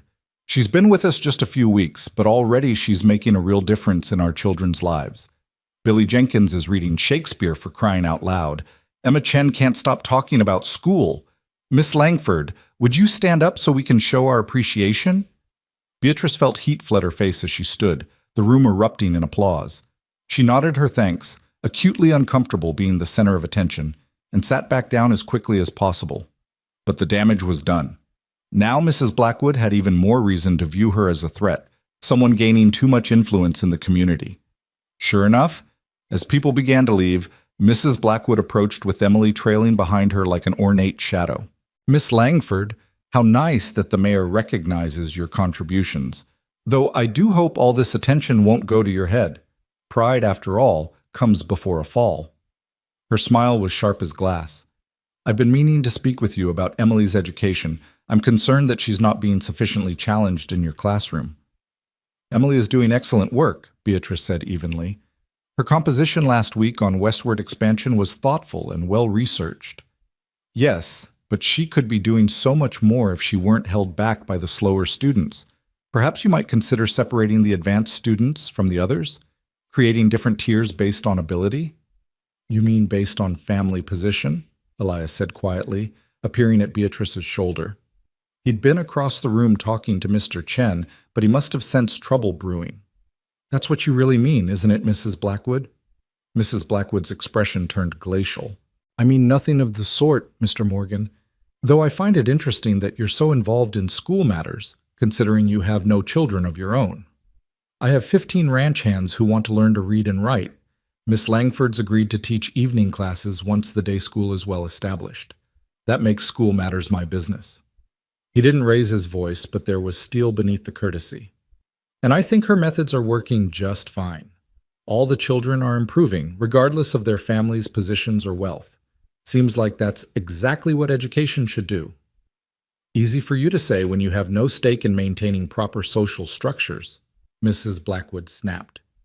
But some of us understand that order and hierarchy are what keep communities civilized. If we start treating everyone as equal, chaos will follow. If we start treating everyone with dignity and respect, justice will follow, Beatrice said firmly. Mrs. Blackwood, I appreciate your concern for Emily's education, but I won't be creating separate tiers in my classroom. All students learn together, help each other, grow together. That's not negotiable. Mrs. Blackwood's face flushed with anger. We'll see what the school board has to say about your methods, Miss Langford. We'll see indeed. She swept away, Emily scurrying after her, leaving Beatrice trembling with suppressed anger and anxiety. That went well, Elias said dryly. She's going to try to get me fired. She's going to try. Won't succeed, though. She's 1 vote out of 4 on the board, and Mayor Donovan and Mr. Chen both support you. Reverend Hutchins is on the fence, but I think he'll come around once he sees how much the children are learning. Elias touched her elbow gently. Don't let her rattle you. You're doing important work, and most people recognize that. Most people isn't everyone? No. But you can't please everyone, Beatrice. Sometimes you have to choose between doing what's right and doing what's popular. I know which one you'll choose. His faith in her was both steadying and humbling. Beatrice took a deep breath, forcing herself to relax. She wouldn't let Mrs. Blackwood's threats ruin what had been a lovely evening. Take me home? She asked softly. Always. The ride back to Mrs. Abernathy's was quiet, both of them lost in thought. The night was cool and clear, stars scattered across the sky in glittering profusion. Somewhere in the distance, a coyote called, and another answered. When they arrived at the boarding house, Elias helped Beatrice down from the wagon and walked her to the porch. In the shadows, away from prying eyes, he took her hand. Thank you for tonight, for coming with me, for letting folks see us together. I know it complicated things for you. Mrs. Blackwood was going to find a reason to attack me eventually. At least this way, I got to spend the evening with someone She stopped, the words catching in her throat. Someone you what? His voice was soft, hopeful. Someone I care about, Beatrice finished quietly. More than I expected to, more than I'm entirely comfortable with, if I'm being honest. Elias lifted her hand to his lips, pressing a gentle kiss to her knuckles. The gesture was courtly, old-fashioned, and it made her heart turn over in her chest. I care about you too, more than I can properly express. And I'll be here, Beatrice. Whatever happens with the school board, whatever challenges come, I'll be here. I know, she whispered, and realized it was true. Whatever else she was uncertain about, she trusted this, trusted him. He released her hand reluctantly and stepped back. Good night. Sleep well. Good night, Elias. She watched him drive away into the darkness, then went inside to find Mrs. Abernathy waiting in the parlor with hot tea and an eager expression. Well, tell me everything. How was the dancing? What did people say? Did Elias behave like a gentleman? Beatrice sank into a chair, suddenly exhausted. It was lovely and complicated, and Mrs. Blackwood is going to try to get me dismissed. Oh, pish! That woman tries to get everyone dismissed who doesn't bow to her every whim. You just keep doing what you're doing and let the school board see the results. Quality education speaks for itself. I hope you're right. I'm always right about these things, dear. Now, drink your tea and tell me what Elias said that has you looking so flustered and happy at the same time. The school board meeting was called for the following Thursday evening, and Beatrice spent the days leading up to it in a state of controlled anxiety. She prepared careful documentation of every student's progress, examples of their work, detailed lesson plans showing how she was meeting the territory's educational requirements. Billy Jenkins, sensing her worry, organized the other students in a show of support. On Wednesday afternoon, after regular classes ended, 12 of the 14 students appeared with their parents at the schoolhouse. We want to come to the meeting tomorrow, Billy announced, to tell the board how good you are at teaching. Beatrice felt tears prick her eyes. Billy, that's incredibly kind, but you don't have to. We want to, little Emma Chen piped up, her voice stronger than Beatrice had ever heard it. You're the best teacher we've ever had. You make learning fun. You treat us all the same, one of the Kowalski twins added, like we all matter equally. Their parents nodded in agreement. Mrs. Chen spoke up, her English careful but clear. You teach my Emma with same care as you teach Banker's daughter. That means something. That mean everything. Pete Hawkins cleared his throat gruffly. My Annabelle's reading at a level I never thought possible. Jessie's actually interested in history. You've worked miracles, Miss Langford, and we won't let some busybody on the school board undo that. The meeting was held in the town hall, the same space where the dance had been just days before. The school board sat at a table facing rows of chairs that were rapidly filling with townspeople. Beatrice arrived early with Mrs. Abernathy, her stomach churning with nerves. Elias was already there, standing near the back wall with Sheriff Brennan and several other men. When he caught her eye, he nodded once, a gesture of solidarity and support that steadied her. Reverend Hutchins called the meeting to order with a sharp rap of his gavel. We're here tonight to discuss certain concerns that have been raised about the conduct and methods of our school teacher, Miss Beatrice Langford. Mrs. Blackwood, as you brought these concerns to the board's attention, perhaps you'd like to begin. Mrs. Blackwood stood, her posture perfect, her voice carrying clearly. Thank you, Reverend. I want to state clearly that I have no personal animosity toward Miss Langford. I'm sure she means well. However, I have serious concerns about her teaching methods and the example she's setting for our children. She paused dramatically, making sure she had everyone's attention. First, she refuses to separate students by ability level, which holds back our brightest children and frustrates our slower learners. Second, she's introducing inappropriate materials, Shakespeare, for instance, which contains violence and questionable moral content.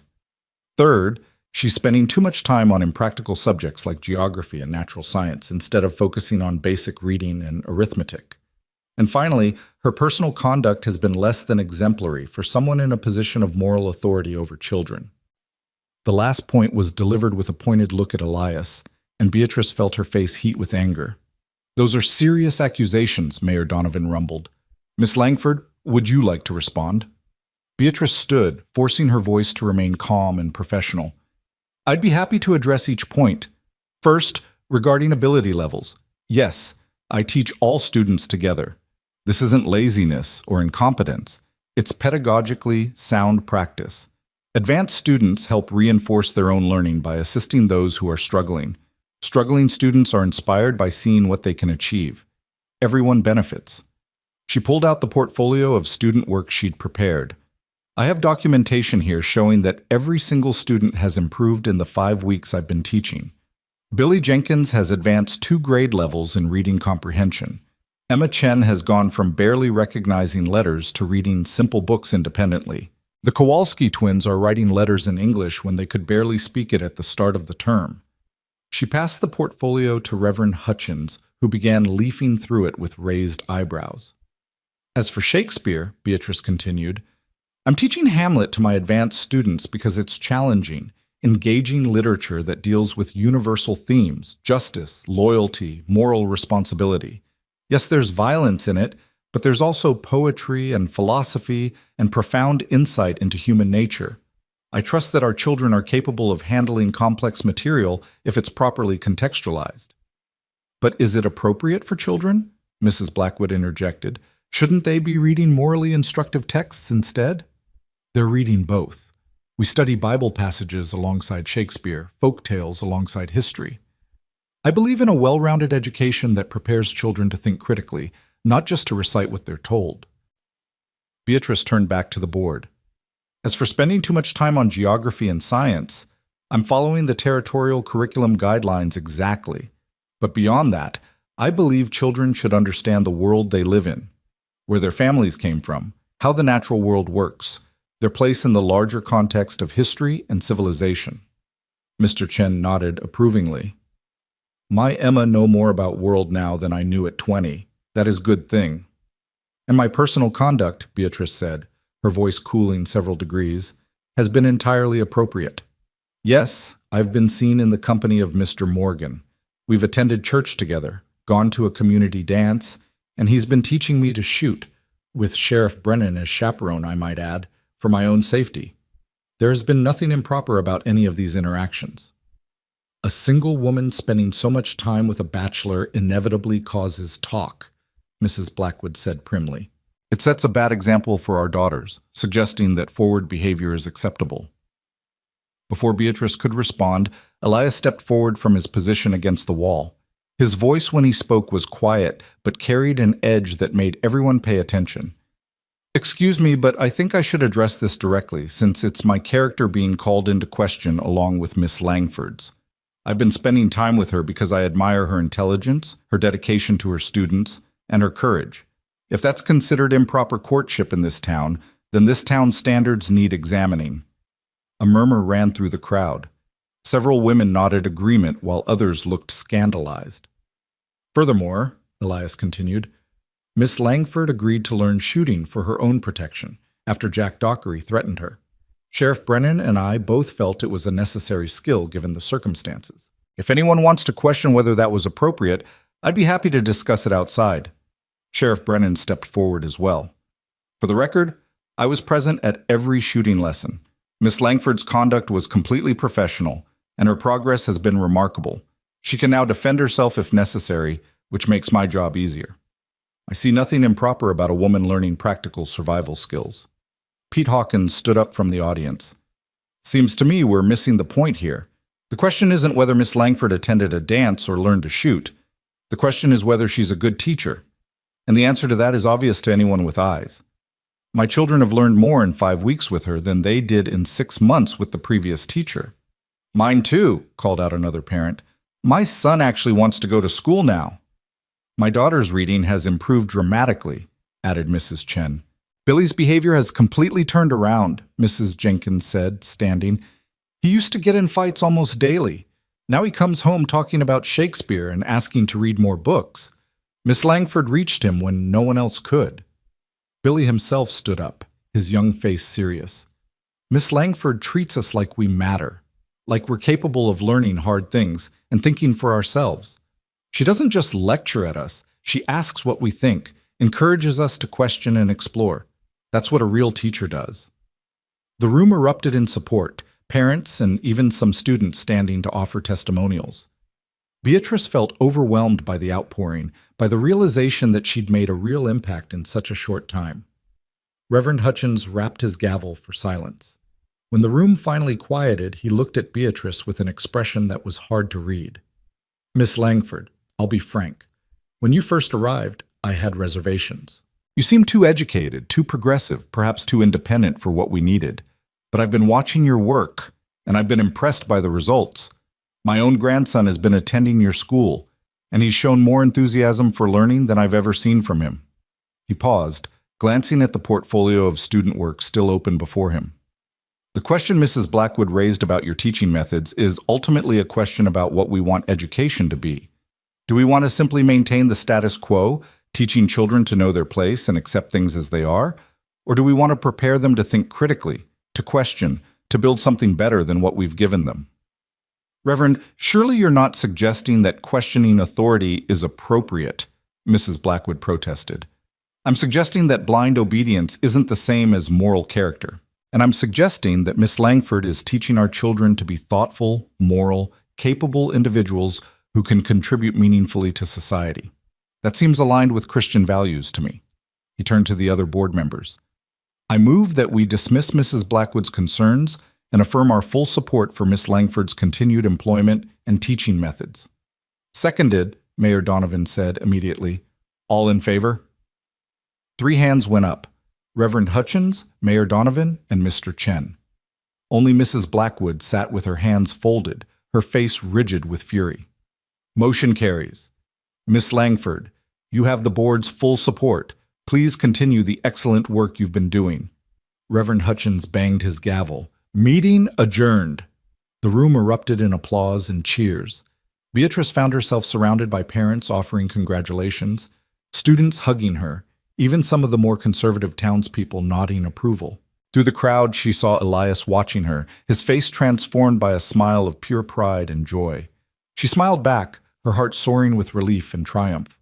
Later, after the crowd had dispersed and the hall was empty except for a few stragglers, Elias found her standing alone near the doorway, trying to process everything that had happened. You did it, he said simply. You won. We did it. I couldn't have faced them without knowing you were there supporting me. She turned to him, suddenly unable to hold back everything she'd been feeling. Elias, what you said tonight, about courting me, About admiring me. Did you mean it? Every word. He stepped closer, his eyes searching hers. I know you wanted time. I know you're trying to establish yourself here. But I also know life's too short and too uncertain to waste, and I don't want to waste another day not telling you how I feel. How do you feel? Like I've been waiting my whole life to meet someone like you. Someone strong and principled and brave enough to fight for what matters. Someone who sees me as I am and doesn't try to change me. Someone who makes me want to be better than I am. His voice dropped to barely above a whisper. Beatrice, I'm falling in love with you. Have been since you bit that bandit and refused to let go of what was yours. The words hung between them, honest and vulnerable and terrifying in their intensity. Beatrice felt her heart racing, her carefully constructed defenses crumbling. I'm scared, she admitted. I've built my whole life around being independent, not needing anyone. The idea of letting someone in, of depending on someone. I'm not asking you to depend on me. I'm asking to walk beside you, to support your dreams while pursuing my own, to build something together that's stronger than what either of us could build alone. He reached out, cupping her face in his hand with infinite gentleness. I'm asking for a partnership, Beatrice. Not possession, not dependence. Just two people who respect and admire each other, choosing to face life together. She leaned into his touch, letting herself acknowledge what she'd been fighting for weeks. She was falling in love with him too, with his quiet strength, his respect for her independence, his understanding of what mattered, with the way he made her feel seen and valued and cherished. Yes, she whispered. Yes to all of it, to walking beside you, to building something together, to taking this risk even though it terrifies me. His smile was radiant, transforming his weathered face into something beautiful. Yeah? Yeah. He pulled her close, and she went willingly, letting herself sink into his embrace. He was solid and warm and real, and for the first time in longer than she could remember, Beatrice felt like she'd come home. When he finally pulled back enough to look at her face, his expression was tender and wondering. Can I kiss you? She answered by rising on her toes and pressing her lips to his. The kiss was gentle at first, tentative, both of them learning the shape and taste of each other. Then it deepened, became something more urgent, more honest. His arms tightened around her waist, and she threaded her fingers through his hair, feeling the silky texture of it, breathing in the scent of him, leather and sage and something uniquely Elias. When they finally broke apart, both breathing hard, Beatrice felt dizzy with joy and desire, and a sense of rightness that went soul deep. We should probably not kiss in the town hall, she said breathlessly. People will talk. Let them talk. But he stepped back, giving her space, his hand reaching for hers instead. Come on, I'll walk you home. They walked through the quiet streets hand in hand, and Beatrice marveled at how natural it felt, how right. For so long she'd believed that independence meant isolation, that strength meant never needing anyone. But Elias had shown her a different truth, that the strongest bonds were the ones freely chosen, that real partnership enhanced rather than diminished individual strength. At Mrs. Abernathy's porch, he kissed her again, sweet and lingering, a promise of more to come. Saturday, he said, come out to the ranch. I want to show you my home, my life. I want you to see what I've built.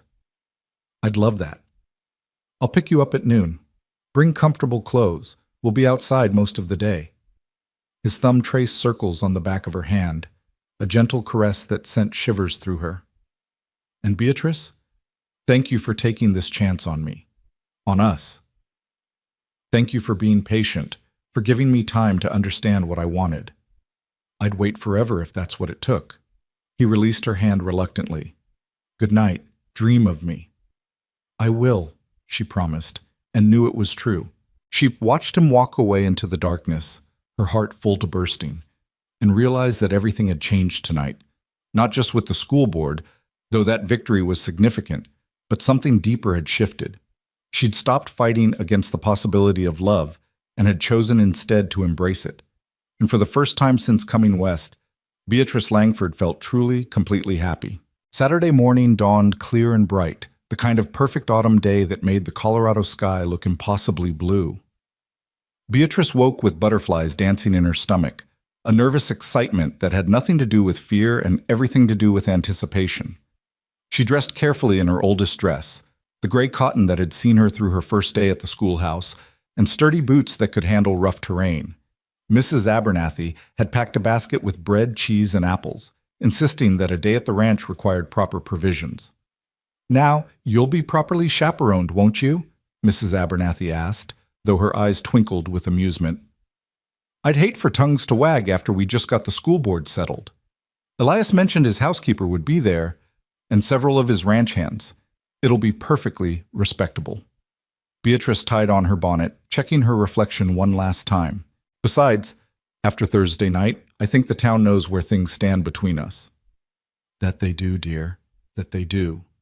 Mrs. Abernathy patted her arm affectionately. "Elias Morgan is a good man, one of the best. You've chosen well." Beatrice felt warmth spread through her chest at the words, chosen. Yes, that was exactly what she'd done. After weeks of uncertainty and fear, she'd made a choice, not out of desperation or loneliness, but from genuine affection and respect. It felt liberating in a way she hadn't expected. Elias arrived precisely at noon, driving the same wagon he'd used to take her to the dance. But today he seemed different, more relaxed, his smile coming easier, as if Thursday night's declaration had lifted some weight from his shoulders. "Ready?" he asked, helping her up to the seat. "Ready," she confirmed, settling beside him with the basket at her feet. The ride out of town took them east across open prairie, the road little more than packed dirt tracks winding between patches of sage and buffalo grass. Mountains rose to the west, their peaks already dusted with early snow. The air was crisp and clean, carrying the scent of earth and growing things. "Tell me about your ranch," Beatrice said, watching the landscape roll past. "How did you come to settle here?" Elias was quiet for a moment, organizing his thoughts. "I left Missouri when I was 23. My pa had died the year before, and my ma followed him within 6 months. There was nothing holding me there, no land, no prospects, just poverty and memories. So I worked my way west, taking jobs where I could find them. Cowhand, stable boy, even a stint as a cook's assistant on a cattle drive." He smiled at the memory. "I was terrible at cooking, nearly poisoned the whole crew with my first attempt at biscuits. But I learned to sit a horse well, learned to read the land and the weather, learned what made a good rancher versus a bad one. By the time I got to Colorado, I'd saved enough to buy a small piece of property and a few head of cattle." "How small?" 160 acres. Nothing much.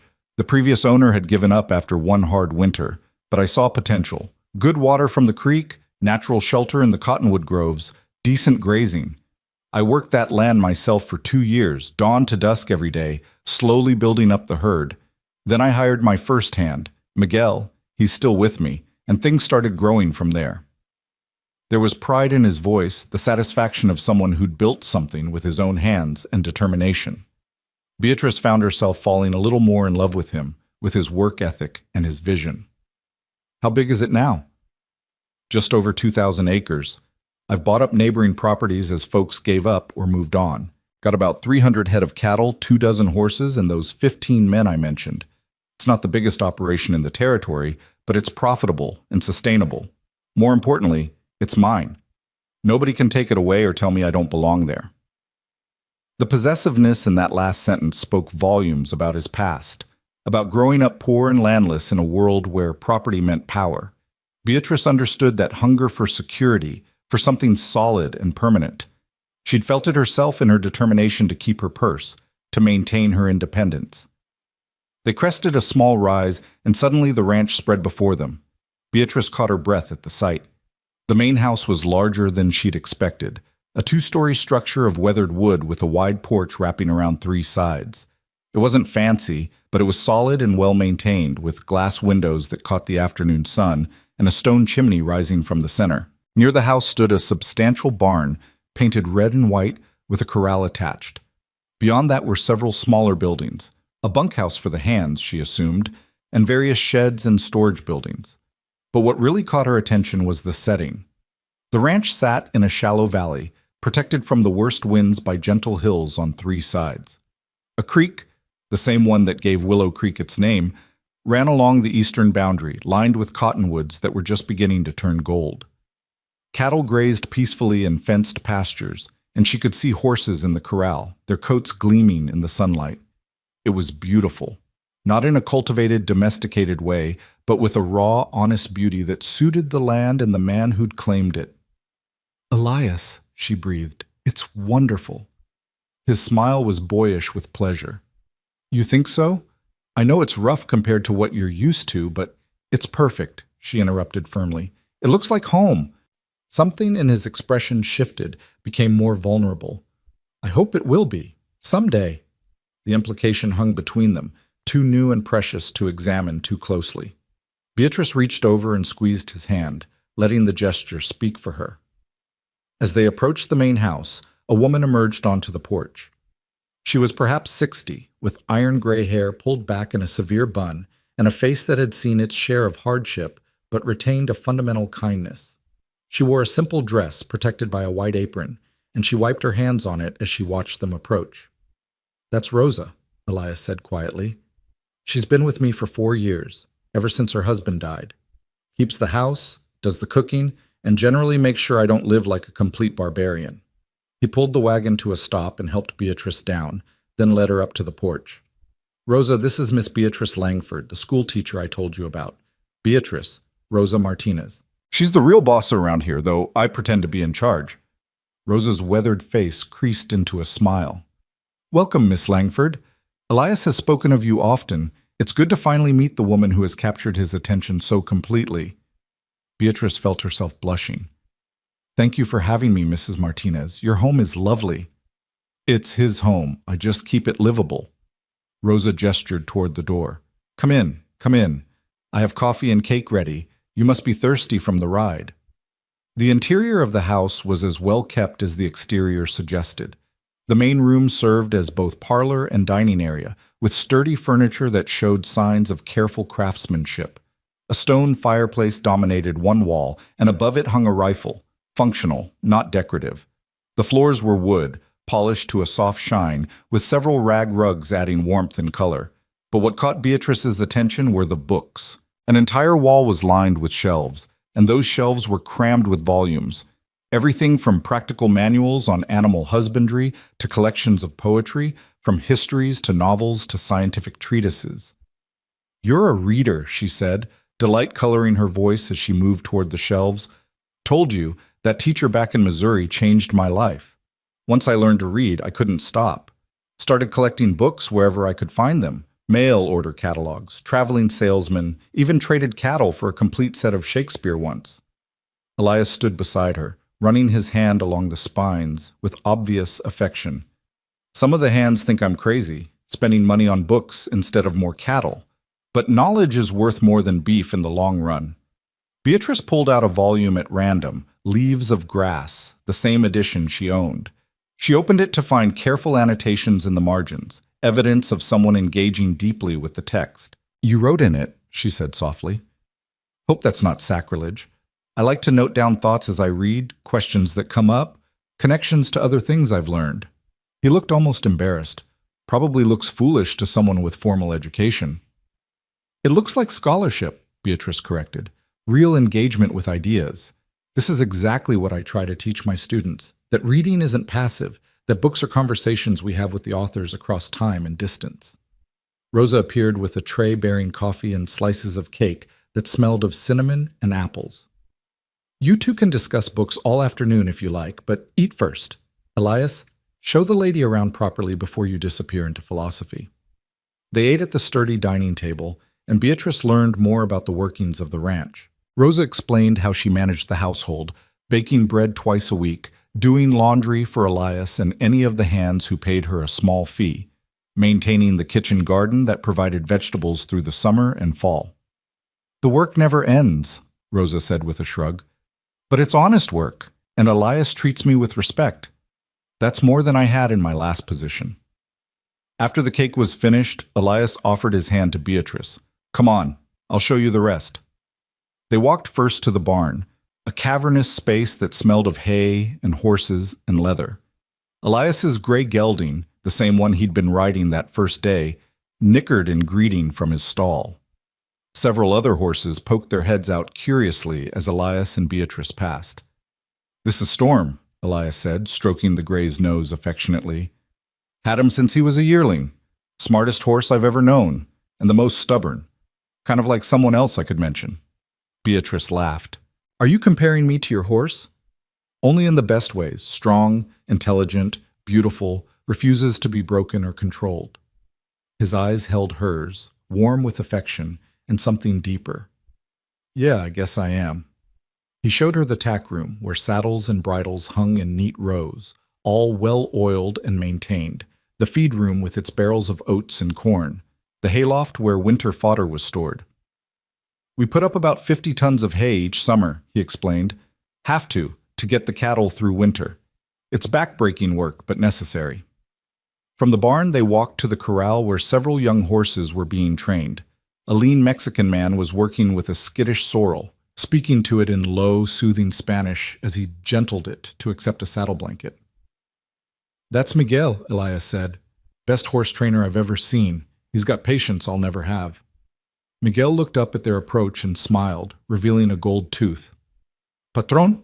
And this must be the famous teacher. Welcome, señorita." "Thank you. That's beautiful work you're doing." "Horses are like people," Miguel said, returning his attention to the sorrel. "Each one different, each one needing something specific to trust you. This one, she's been mistreated before. I have to show her that not all humans will hurt her. Takes time, but she's worth it." They watched for a few minutes as Miguel worked, his movements patient and deliberate. Gradually, the horse's tension eased, and it allowed the blanket to rest on its back without flinching. "See?" Miguel said with satisfaction. "She learns. Soon she will carry a saddle, then a rider. She will be magnificent." As they continued walking, Elias pointed out various aspects of the ranch: the system of irrigation ditches that brought water from the creek to the pastures, the windmill that pumped water for the house and barn, the root cellar where vegetables were stored for winter. "I'm trying to make the place as self-sufficient as possible," he explained. "The more we can produce ourselves, the less we're dependent on supply lines or weather or other people's goodwill. It's about security, but also about freedom, being able to weather hard times without losing everything." They climbed a small hill behind the house, and from the top, the full scope of the ranch was visible. The buildings nestled in the valley, the cattle scattered across the grasslands, the creek winding like a silver ribbon through the cottonwoods, and beyond it all, the mountains rising against the impossibly blue sky. Elias stood beside her, his shoulder touching hers. "I brought you up here because this is my favorite spot on the whole property. When things get hard or complicated, I come up here and look at what I've built. Reminds me why I work so hard, what I'm protecting." "It's breathtaking," Beatrice said honestly. "I want to build something more, though. Not just a profitable ranch, but a legacy. Something that matters beyond just making money." He turned to face her, his expression serious. "I want to build evening classes for my men and anyone else who wants to learn. Want to maybe set up a small library that folks from surrounding ranches can use. Want to create opportunities for people who didn't get the chances I eventually got." His vision was larger than she'd realized, encompassing not just personal success, but community betterment. It aligned so perfectly with her own values that Beatrice felt something click into place in her chest. "I could help with that," she said quietly. "The evening classes, the library. I have experience with adult education, and I'd love to be part of building something meaningful." "I was hoping you'd say that." He took her hands in his calloused fingers warm and sure. "Beatrice, I need to say something, and I need you to really hear me. I know we've only known each other a few weeks. I know by conventional standards, this is too fast, too sudden. But out here, time works differently. We learn to recognize what matters quickly because we might not get a second chance." Her heart was pounding, but she nodded for him to continue. "That first day when I saw you fighting for what was yours, refusing to give up even when you were clearly outmatched, something shifted in me. And every day since, every conversation, every moment we've spent together, that feeling has grown stronger. You're brilliant and brave and stubborn and kind. You see people for who they really are, not just what society says they should be. You fight for what's right even when it costs you." He paused, seeming to gather his courage. "I'm falling in love with you, Beatrice Langford.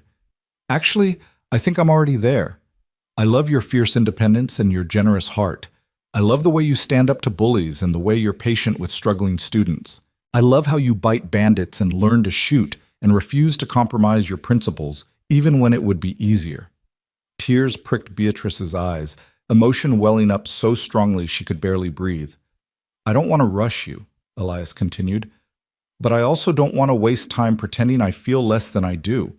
So I'm asking, not for an answer today, not even next week, but I'm asking you to think about a future together. Not you giving up your teaching or me giving up my ranch, but both of us building something bigger than either of us could build alone. A partnership of equals working toward shared goals. Elias, her voice broke on his name. There's more. I need you to know what you'd be getting into. His jaw tightened. This ranch is successful now, but it's always one disaster away from failure. A hard winter, a drought, disease in the cattle, any of those could wipe me out. I work dawn to dusk most days, and there will be times when the ranch has to come first, when I'll be exhausted and stressed and not the best company. I'm stubborn and independent, and I've been alone so long that sharing my life with someone will require adjustment. He looked away briefly, then back, his eyes fierce with honesty. And some people in town will never fully accept me. I hire Chinese and Mexican workers. I treat them as equals, and that rubs people wrong. I don't attend church regularly enough for some, and I'm too educated for others.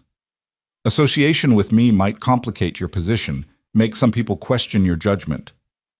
Are you trying to talk me out of caring for you? Beatrice asked, half laughing through her tears. I'm trying to be honest. You deserve to know the reality, not some romantic notion of ranch life. She stepped closer to him, close enough that she had to tilt her head back to meet his eyes. I appreciate your honesty. So let me be equally honest. Yes, I'm scared. I spent years building walls around my heart, convincing myself that independence meant isolation. The idea of trusting someone enough to build a life together is terrifying. She took a breath, steadying herself. But I'm more scared of the alternative, of playing it safe and ending up alone, having protected my heart so well that it atrophies from disuse. You asked me to think about a future together, but the truth is, I've been thinking about little else for weeks. Elias's eyes widened with hope, but she pressed a finger to his lips to stop him from speaking. I love that you respect my work and my independence. I love that you challenge me intellectually and support me emotionally. I love your vision for something bigger than just personal success. And yes, I love you, your stubbornness and your kindness, your rough edges and your gentle heart. I love that you see me as an equal partner, not as something to possess or control. She lowered her hand, letting it rest against his chest where she could feel his heart pounding. I can't promise I'll be easy to live with. I'm opinionated and independent, and I won't give up my teaching. There will be times when my work at the school conflicts with ranch needs, and we'll have to figure out how to balance both priorities. And I come with my own complications. Mrs. Blackwood will probably never forgive me for defying her, and there are other families who think I'm too progressive, too educated, too unmarried to be a proper moral example. Beatrice, I'm not finished. She smiled through her tears. What I'm trying to say, in my awkward, overthinking way, is yes. Yes, I want to think about a future together. Yes, I want to build something with you. Yes, I'm willing to take this risk, even though it terrifies me. Because the alternative, walking away from this, from you, from us, would be the biggest mistake of my life. For a moment, Elias just stared at her, as if he couldn't quite believe what he was hearing. Then he swept her into his arms, lifting her off her feet and spinning her around, his laughter ringing out across the valley. When he finally set her down, they were both laughing and crying at the same time, clutching each other like they might blow away if they let go. I was prepared to wait months, he said, his voice rough with emotion. Years, if necessary. I never expected— I'm full of surprises, Beatrice said. You should probably get used to that.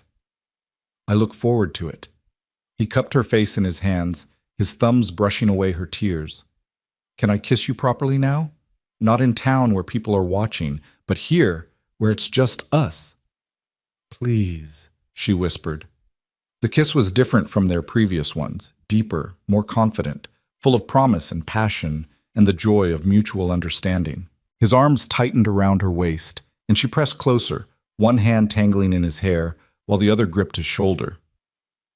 The world fell away, narrowing to just the two of them, the taste and feel and rightness of finally letting go, finally admitting what they both wanted.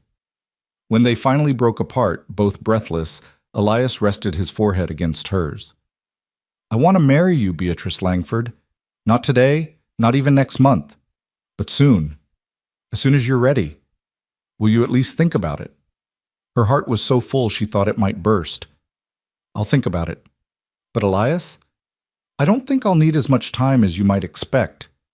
When you know something's right, when you find someone who sees you completely and loves you anyway, why wait?" His smile was radiant. Why wait indeed? They stood there on the hilltop for a long time, wrapped in each other's arms, watching the sun begin its slow descent toward the mountains. Below them, the ranch continued its daily rhythms, cattle grazing, horses moving in the corral, smoke rising from the bunkhouse chimney as someone prepared the evening meal. Eventually, they made their way back down to the house, their hands linked, their shoulders bumping companionably. Rosa took one look at their faces and smiled knowingly. "I take it the tour went well?" "Very well," Elias confirmed. "Rosa, I think you should start planning a wedding." Rosa's face lit up with delight. "About time! I was beginning to think you two would dance around each other forever. When?" Beatrice laughed. "We haven't actually discussed that yet. Soon, but we need to figure out details." "Soon is good enough for me," Rosa declared. "I'll start making plans. You'll want to have it at the ranch, yes? The church is nice, but here is more personal. We can set up in the yard, have tables for a meal. It will be beautiful."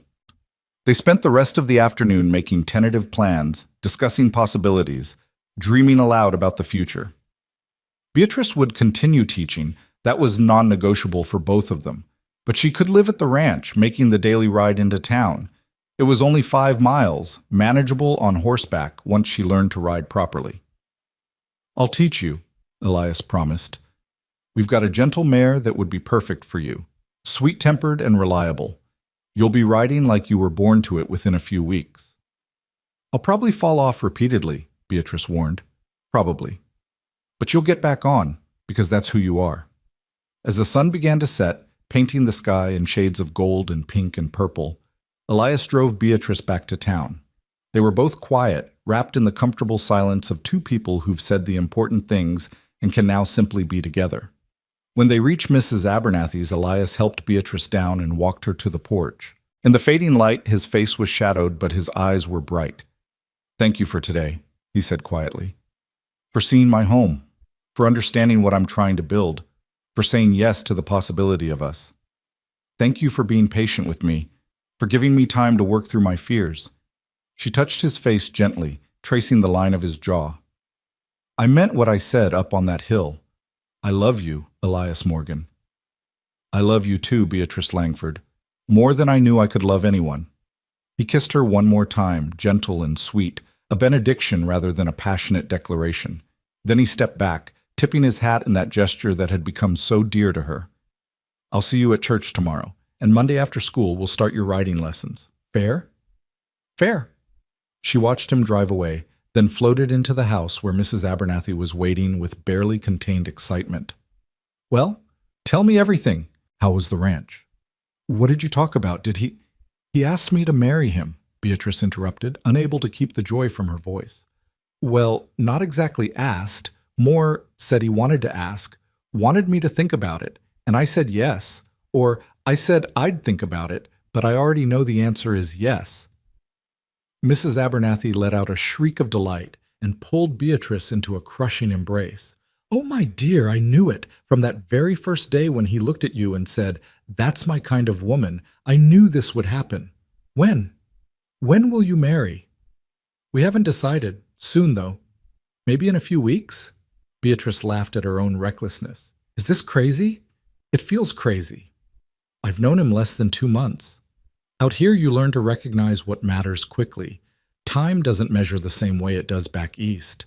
Mrs. Abernathy held Beatrice at arm's length, her eyes bright with happy tears. "You found a good man who respects you, loves you, wants to build a life with you as an equal partner. That's not crazy, dear. That's a miracle." That night, lying in her small room under the eaves, Beatrice thought about miracles and choices and the strange path that had brought her here. She'd come west running from something, the suffocation of predictable spinsterhood, the pity in her sister's eyes, the certainty that her life was already written and all that remained was to live out its tedious chapters.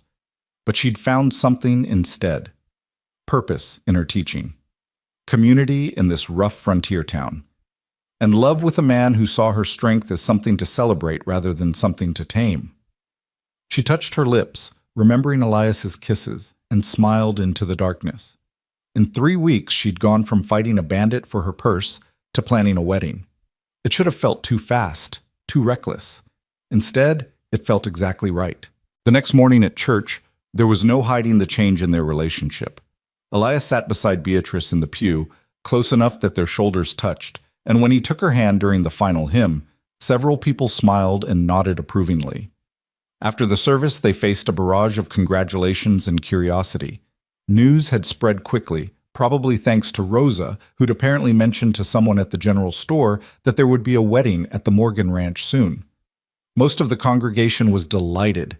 Parents whose children attended Beatrice's school expressed happiness that their beloved teacher would be staying in the community permanently.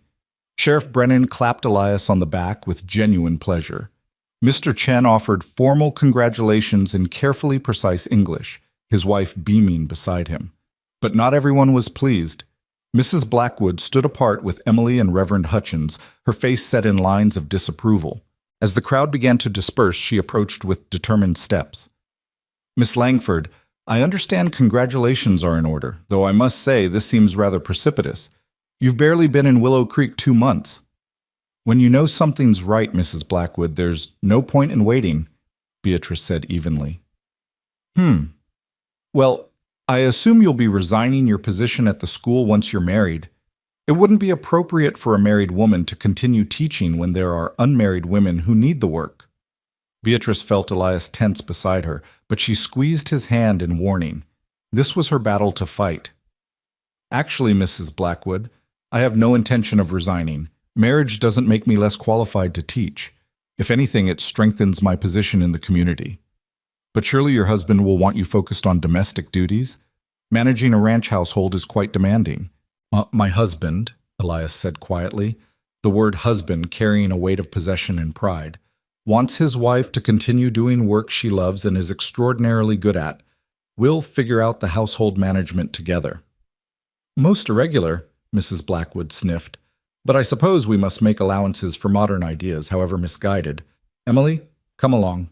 We have Sunday dinner to prepare. She swept away, Emily trailing behind with a last curious glance at Beatrice. Reverend Hutchins, however, remained. He studied them both with his penetrating gaze, then nodded slowly. I'll be honest with you both. I had reservations about Miss Langford when she first arrived. Too educated, too independent, too progressive. And I've had reservations about you, Morgan. Too egalitarian in your hiring practices, too irregular in your church attendance. He paused, and Beatrice braced herself for criticism. But I've been watching both of you these past weeks, and I've been impressed. Miss Langford, you've done more for our children's education in 2 months than we've seen in years. And Morgan, your vision for adult education and community betterment speaks well of your character. He smiled, an expression that transformed his stern face. I'd be honored to perform your wedding ceremony, if you'll have me. Beatrice and Elias exchanged surprised glances, then both nodded. We'd be honored, Reverend, Elias said. Good. Come see me this week, and we'll discuss the details. Reverend Hutchins tipped his hat and walked away, leaving them staring after him in pleased surprise. Well, Beatrice said, that was unexpected. The frontier has a way of breaking down old prejudices, Elias said. Out here, what you do matters more than where you came from or what rules you follow. Hutchins is smart enough to recognize that. The week that followed was a whirlwind of activity. Beatrice taught her regular classes during the day, but evenings were consumed with wedding planning.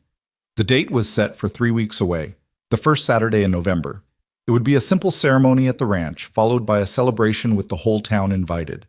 Rosa threw herself into preparations with enthusiastic energy, planning menus and decorations, determining how many tables would be needed and where they'd be set up. Mrs. Abernathy helped Beatrice alter her best dress, the green one she'd worn to the dance, adding lace and new buttons to make it suitable for a wedding.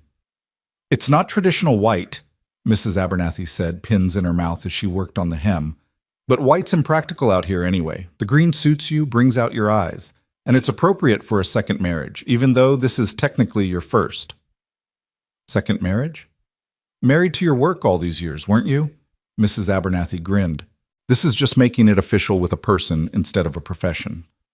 Elias came to town every other day, helping with planning, but mostly just wanting to spend time with Beatrice. They took walks along the creek, talking about everything and nothing. He began teaching her to ride, patient and encouraging as she learned to control the gentle mare he'd selected for her.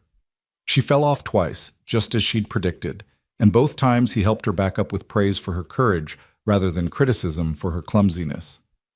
"You're a natural," he lied cheerfully after her second fall. "I'm terrible and you know it," Beatrice retorted, brushing dirt from her dress. "You're learning, which is all that matters. By our wedding day, you'll be riding confidently. By next spring, you'll be galloping across the range like you were born in the saddle." Optimist. Realist. I've seen what you can do when you set your mind to something. The shooting lessons continued as well, and Beatrice found herself actually enjoying them. There was something satisfying about the weight of the gun in her hand, the focus required to aim properly, the small victory of hitting her target. She was getting good enough that Sheriff Brennan stopped correcting her form and just watched approvingly. "You'll do," he said after one session. "Not saying you're ready to enter a shooting competition, but you can defend yourself if needed. That's the important thing." At school, the children were excited about their teacher's upcoming wedding. Billy Jenkins appointed himself as unofficial wedding coordinator for the students, organizing the younger children into singing a special song and the older ones into preparing readings. "We want to contribute," he explained seriously. "You've done so much for us. We want to do something for you." Beatrice found herself fighting tears. "That's very thoughtful, Billy. Thank you." "Wow. Plus, he added with a grin that reminded her he was still 12. "It'll be fun. We never get to go to fancy parties." 2 weeks before the wedding, Jack Dockery reappeared. Beatrice had almost forgotten about him, so consumed was she with wedding planning and teaching and learning to ride. But one afternoon, as she was locking up the schoolhouse, she turned to find him leaning against the building, his arms crossed and his expression ugly. "Heard you're getting married," he said without preamble. "To Morgan. Moving up in the world, aren't you? From school teacher to rancher's wife." Beatrice's hand moved instinctively toward her reticule, where the gun rested. "Mr. Dockery, I have nothing to say to you." "That's cold, considering we got history. You bit me, remember? Still got the scar." He pushed off from the wall, taking a step toward her. "Thought maybe before you become all respectable and married, you might want to apologize for that." "I have nothing to apologize for. You tried to rob me. I defended myself." "See, that's the problem with you Eastern women. No respect. Think you can come out here and change everything, make all the rules about treating everyone equal, teaching children to question their betters." Another step closer. "Some of us liked things the way they were." Beatrice's heart was pounding, but she kept her voice steady. "Step back, Mr. Dockery. I'm not interested in whatever you're selling." "Not selling anything, just delivering a message." His smile was mean. "You think marrying Morgan makes you safe? Think having the school board and the sheriff on your side means you're untouchable? You're wrong. There are those of us who don't appreciate the changes you're making, who think maybe you should have stayed back east where you belong." "Is that a threat?" "It's a warning. Accidents happen out here. Horses bolt. Buildings catch fire. People get hurt." He shrugged. "Just saying you might want to watch yourself, you and your progressive ideas." "That's enough." The new voice came from behind Dockery, and Beatrice felt a wash of relief as Elias stepped into view. He must have been approaching from the other direction, come to walk her home. Dockery turned, his expression shifting from menacing to wary. "Morgan, didn't see you there. Clearly, otherwise you wouldn't be stupid enough to threaten my fiancée." Elias's voice was soft, almost conversational, but there was danger in every syllable. "We talked about this before, Jack. I told you to stay away from Miss Langford. Seems you didn't listen." "Wasn't threatening, just talking." "Funny, because it sounded a lot like a threat to me."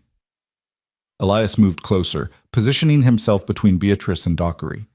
Let me make something very clear.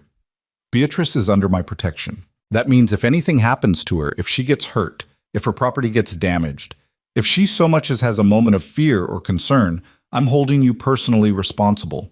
And I won't go through the sheriff or the courts. I'll come straight to you. Understand? Dockery's face had gone pale. You can't. I can. And I will. Elias didn't raise his voice, didn't make any aggressive moves, but somehow he seemed larger, more dangerous. Now, you have two choices. You can leave Willow Creek tonight, head somewhere else to cause trouble. Or you can stay, keep your head down, and leave law-abiding citizens alone. But if you stay and you cause problems, especially for Beatrice, you'll answer to me. What's it going to be? For a long moment, Dockery just stared at him, calculation and fear warring on his face. Then he spat in the dust and turned away. Crazy bitch wasn't worth the trouble anyway, he muttered, and stalked off toward the saloon. Elias watched him go, tension in every line of his body. Only when Dockery had disappeared did he turn to Beatrice, his expression softening with concern. Are you all right? Did he hurt you? No, I'm fine, just shaken. She was trembling now that the danger had passed, adrenaline flooding her system. He said, he warned me that accidents could happen, buildings could catch fire. Elias's jaw tightened. I'm going to talk to Sheriff Brennan. We need to have Dockery watched, or better yet, encouraged to leave town permanently. Will he listen? Leave, I mean? Most bullies do when they realize they're outmatched. But I'm not taking chances with your safety. He pulled her close, and she leaned into his strength gratefully. Maybe you should move out to the ranch before the wedding. We'd have a chaperone, Rosa, or one of the hands, but you'd be safer there than in town. Beatrice pulled back enough to look at his face. No, I won't let fear dictate my choices. That's letting Dockery win. I'll be careful. I'll stay alert. I'll carry the gun with me at all times, but I won't hide. A smile tugged at Elias's lips despite his obvious worry. Why am I not surprised? That's my kind of woman, remember? I remember. She touched his face gently. But thank you for wanting to protect me, even though I'm stubborn about it. Especially because you're stubborn about it, he corrected. Come on, I'll walk you to Mrs. Abernathy's, and then I'm going straight to the sheriff. True to his word, Elias spoke with Sheriff Brennan that evening, and by the next morning, the law was quietly keeping an eye on Jack Dockery's movements. 2 days later, Dockery left town, heading north toward Wyoming according to the rumor mill. Whether he'd been explicitly warned to leave or had just decided the situation was too hot, no one knew. But he was gone, and that was what mattered. The final week before the wedding passed in a blur of last-minute preparations and mounting excitement. The whole town seemed caught up in the celebration, offering gifts and assistance even from quarters Beatrice hadn't expected. Mr. Chen donated fabric for table coverings. Pete Hawkins and several other ranchers promised to bring meat for the feast. Even Mrs. Blackwood, though clearly still disapproving, sent over a set of embroidered linens with a stiff note of congratulations. The night before the wedding, Beatrice lay awake in her room at Mrs. Abernathy's, too excited to sleep. Tomorrow, her life would change completely. She'd move from this small room to the ranch house, from independent spinsterhood to married partnership, from Miss Langford to Mrs. Morgan. The thought should have terrified her. Instead, it filled her with a joy so profound it almost hurt. She thought about the journey that had brought her here, fighting a bandit in the dusty street, earning the respect of her students, standing up to the school board, falling in love with a cowboy who valued her strength instead of trying to diminish it. Every challenge, every risk, every choice had led her to this moment. Tomorrow, she'd marry Elias Morgan. And together they'd build something neither of them could have built alone. A partnership of equals, a home filled with books and learning and love, a life worth living on their own terms. Beatrice smiled into the darkness and finally, peacefully, slept. The morning of the wedding dawned with a clarity that seemed almost miraculous. The sky a flawless expanse of blue stretching from horizon to horizon. Beatrice woke to Mrs. Abernathy knocking gently on her door, carrying a tray with tea and toast. Your last morning as Miss Langford, the older woman said, setting the tray on the small table by the window. How are you feeling, dear? Beatrice sat up, pushing her dark hair back from her face. Nervous, excited, terrified, happy, all of it at once. That sounds about right for a wedding day. Mrs. Abernathy sat on the edge of the bed, her expression tender. I want you to know how proud I am of you. You came here alone with nothing but courage and determination, and you've built something beautiful. Not just with Elias, though that's wonderful, but with your students, with this community. You've made a real difference. Tears pricked Beatrice's eyes. Thank you for everything, for taking me in, for supporting me, for becoming a friend when I needed one. Oh, now you'll make me cry, and we can't have that. We have to get you ready. Mrs. Abernathy stood, brushing at her eyes. Miss Patterson and Mrs. Chen are coming over in an hour to help with your hair and dress. In the meantime, eat something. You'll need your strength for the day ahead. Beatrice tried to eat, but her stomach was too full of butterflies to manage more than a few bites of toast. She sipped the tea, staring out the window at the town she'd come to love. In a few hours, she'd leave this room for the last time as a single woman. The next time she returned to Willow Creek, it would be as Elias's wife, riding in from the ranch for her teaching duties. True to Mrs. Abernathy's word, Miss Patterson and Mrs. Chen arrived promptly, bearing between them a package wrapped in brown paper. A gift from the women of Willow Creek, Mrs. Chen explained, her English more confident than it had been 2 months ago. Beatrice's evening lessons for the Chinese families had already begun, and Mrs. Chen attended faithfully. We all contribute.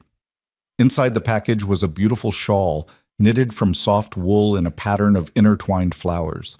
It must have represented hours of work from multiple women, each contributing their skill to create something both practical and lovely. It's beautiful, Beatrice whispered, running her fingers over the intricate stitches. Thank you, all of you.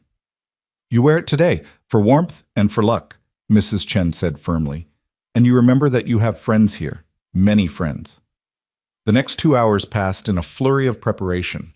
Miss Patterson, who had an unexpected talent for hairstyling, worked Beatrice's dark hair into an elegant arrangement, softening her usual severe style with curls that framed her face. Mrs. Chen helped her into the altered green dress, fastening the long row of buttons down the back with patient fingers. When Beatrice finally looked at herself in the full-length mirror Mrs. Abernathy had brought up from the parlor, she barely recognized the woman staring back. The green dress, transformed by lace and new buttons and careful alterations, looked almost elegant. Her hair, freed from its usual tight bun, softened her features. And her eyes, her gray eyes that had always seemed so serious, sparkled with happiness and anticipation. You look beautiful, Miss Patterson said softly. Truly beautiful. Elias will not know what hit him, Mrs. Chen added with a smile. Mrs. Abernathy appeared in the doorway, already dressed in her best Sunday clothes. The wagons are here to take us to the ranch. Are you ready, dear? Beatrice took one last look around the small room that had been her home for these transformative 2 months. Then she picked up the shawl, draping it around her shoulders, and nodded. I'm ready. The ride out to the Morgan Ranch felt both endless and too short. Beatrice sat in the wagon with Mrs. Abernathy and the other ladies, while Mr. Harding drove. Behind them came another wagon carrying supplies for the feast, and behind that, a stream of townspeople on horseback or in their own wagons, all heading to the ranch for the celebration. As they crested the rise and the ranch came into view, Beatrice caught her breath. Rosa and the ranch hands had transformed the yard into something magical. Tables had been set up in a large circle, covered with the fabric Mr. Chen had donated. Wildflowers in mason jars served as centerpieces. Lanterns hung from posts driven into the ground, ready to be lit as evening approached.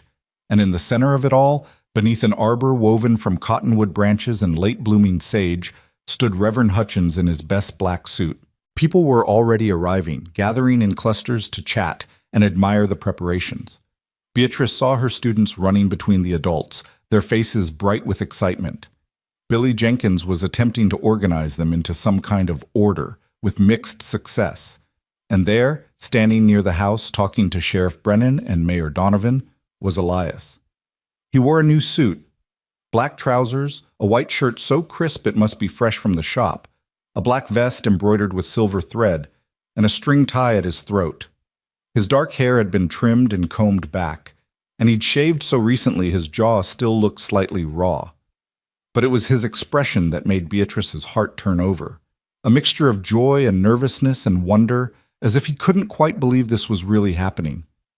When he saw her wagon approach, his face transformed with such pure happiness that Beatrice felt tears threaten again. Mr. Harding helped her down, and suddenly Beatrice was surrounded by well-wishers, parents congratulating her, students hugging her, townspeople offering blessings and advice. Through the crowd, she kept catching glimpses of Elias, who was similarly surrounded but kept looking toward her as if he needed to confirm she was really there. Finally, Rosa appeared and began herding people toward the seating area with firm efficiency. Enough chattering. We have a wedding to conduct. Everyone find a place to stand or sit. You can congratulate them properly after they're married. The crowd sorted itself out, forming a semicircle around the arbor. Beatrice found herself standing with Mrs. Abernathy on one side and Miss Patterson on the other, suddenly unsure of the protocol. She'd never been to a frontier wedding. Was there supposed to be music? A processional? Someone to give her away? But Elias solved the problem by simply walking over to her, ignoring convention entirely, and offering his hand. "Ready?" he asked quietly, and in his eyes she saw the same nervousness she felt, the same joy, the same certainty that this was right. "Ready," she confirmed, placing her hand in his. Together they walked to the arbor where Reverend Hutchins waited. The crowd fell silent, and somewhere a bird sang, the sound clear and sweet in the afternoon air. Reverend Hutchins cleared his throat and began. "We are gathered here today in the sight of God in this community to witness the union of Elias Morgan and Beatrice Langford in holy matrimony. This is a sacred commitment, not to be entered into lightly, but with full understanding of the responsibilities and joys it brings." He paused, looking at them both with an expression that was surprisingly gentle. "I've known Elias Morgan for 7 years. I've watched him build his ranch through hard work and determination, watched him treat every person with dignity, regardless of their station, watched him grow into a man of character and principle. And I've known Miss Langford for 2 months, but in that short time, she's shown herself to be a woman of courage, intelligence, and unwavering commitment to what's right." The Reverend's gaze swept over the assembled crowd. "Some might say this marriage is unconventional, that it's happening too quickly, that a school teacher and a rancher make an odd match, that a woman of Miss Langford's education and independence shouldn't be getting married at all. But I say that what matters isn't convention. What matters is that two people have found each other who bring out the best in one another, who share values and vision, who are committed to building something meaningful together." He turned back to Elias and Beatrice. "Marriage is a partnership of equals, each bringing their own strengths, supporting each other through challenges, celebrating each other's successes. It requires honesty, patience, forgiveness, and above all, love. Not just the passionate feeling of new romance, but the steady, enduring commitment to another person's well-being and growth." Reverend Hutchins opened his Bible. From Ecclesiastes, "Two are better than one, because they have a good return for their labor. If either of them falls down, one can help the other up. But pity anyone who falls and has no one to help them up. Also, if two lie down together, they will keep warm. But how can one keep warm alone? Though one may be overpowered, two can defend themselves. A cord of 3 strands is not quickly broken."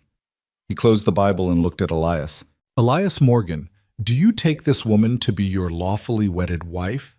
Do you promise to love her, honor her, support her dreams and ambitions, stand by her in times of trouble, and build with her a life based on mutual respect and affection?" Elias's voice was steady and sure. "I do, with all my heart." "And Beatrice Langford, do you take this man to be your lawfully wedded husband? Do you promise to love him, honor him, support his endeavors, stand by him in times of trouble, and build with him a life based on mutual respect and affection?" Beatrice felt tears sliding down her cheeks, but her voice was as steady as Elias's. "I do. Absolutely." "The rings?" Sheriff Brennan stepped forward, producing 2 simple gold bands. Elias had ordered them from Denver, and they'd arrived just 2 days before, plain but beautiful in their simplicity. Elias took Beatrice's left hand, his own trembling slightly as he slid the ring onto her finger. With this ring, I thee wed. You're my partner, my equal, my love. Everything I have is yours. Everything I am is yours, for as long as we both live. Beatrice took the other ring and slid it onto Elias's work-roughened finger. With this ring, I thee wed.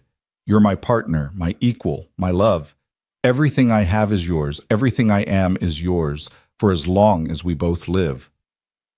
Reverend Hutchins smiled, a rare and genuine expression.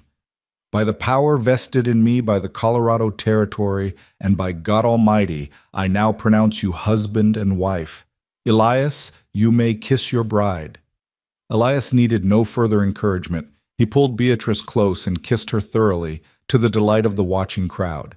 Cheers erupted, along with whistling and applause. When they finally broke apart, both laughing and crying at the same time, Beatrice caught sight of her students in the front row.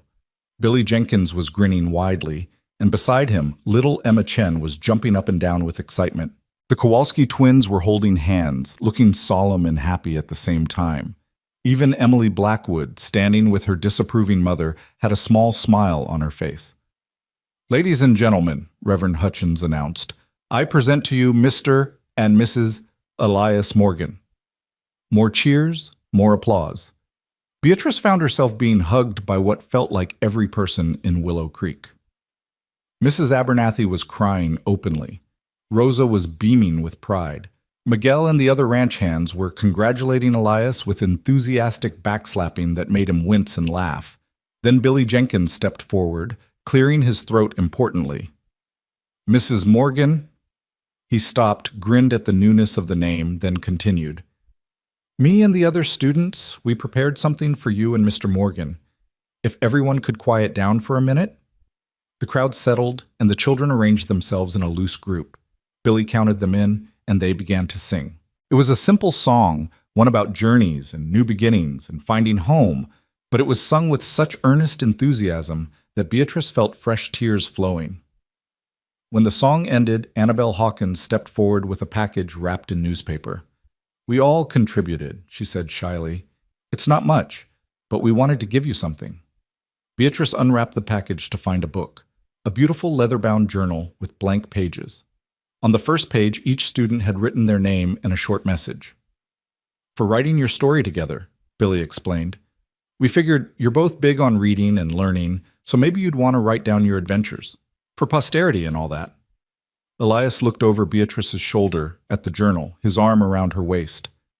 "This is perfect," he said, his voice rough with emotion. "Thank you, all of you. We'll treasure this." "Now can we eat?" Tommy Fitzgerald called out, breaking the tender moment with typical childhood practicality. "I'm starving!" Laughter rippled through the crowd, and Rosa clapped her hands. "Yes, yes, everyone to the tables. Food is ready." The feast that followed was everything a frontier celebration should be. Tables groaned under the weight of roasted beef and pork, fresh bread, vegetables from late gardens, pies and cakes contributed by nearly every family in attendance. People ate and talked and laughed, toasting the newlyweds with whatever beverage they had in hand, coffee, cider, or in some cases whiskey that appeared from hidden flasks. Mayor Donovan gave a rambling speech about love and community and the future of Willow Creek. Sheriff Brennan offered a toast that was surprisingly eloquent, comparing marriage to a good partnership between lawmen, built on trust, communication, and having each other's backs. Mr. Chen spoke briefly in careful English about the importance of education and the honor of having Mrs. Morgan as teacher for his daughter. Even Mrs. Blackwood, after what was clearly an internal struggle, stood and offered stiff congratulations. "Mr. and Mrs. Morgan, while I may have had reservations about certain unconventional aspects of this union, I cannot deny that you both demonstrate commitment to this community. I wish you happiness and success." It wasn't warm, but it was something. Beatrice caught Elias's eye and saw her own amusement reflected there. Some battles were won not through dramatic victory, but through simple persistence. As the afternoon wore into evening, the lanterns were lit, casting warm pools of light across the yard. Someone produced a fiddle, and music began. Elias claimed the first dance with his bride, and as they moved together under the stars, Beatrice felt a profound sense of rightness settle over her. "Happy?" Elias murmured, his hand warm at her waist. Impossibly happy. Scared, too. This is all so new, so different from anything I imagined for my life. Scared is normal, but we'll figure it out together. That's the whole point of this. He spun her gently, and she laughed, remembering how awkward they'd both been at the town dance just weeks ago. They'd improved considerably. Besides, you fought a bandit for your purse and won. Marriage can't be harder than that. Marriage might actually be harder, Beatrice teased. Bandits are straightforward.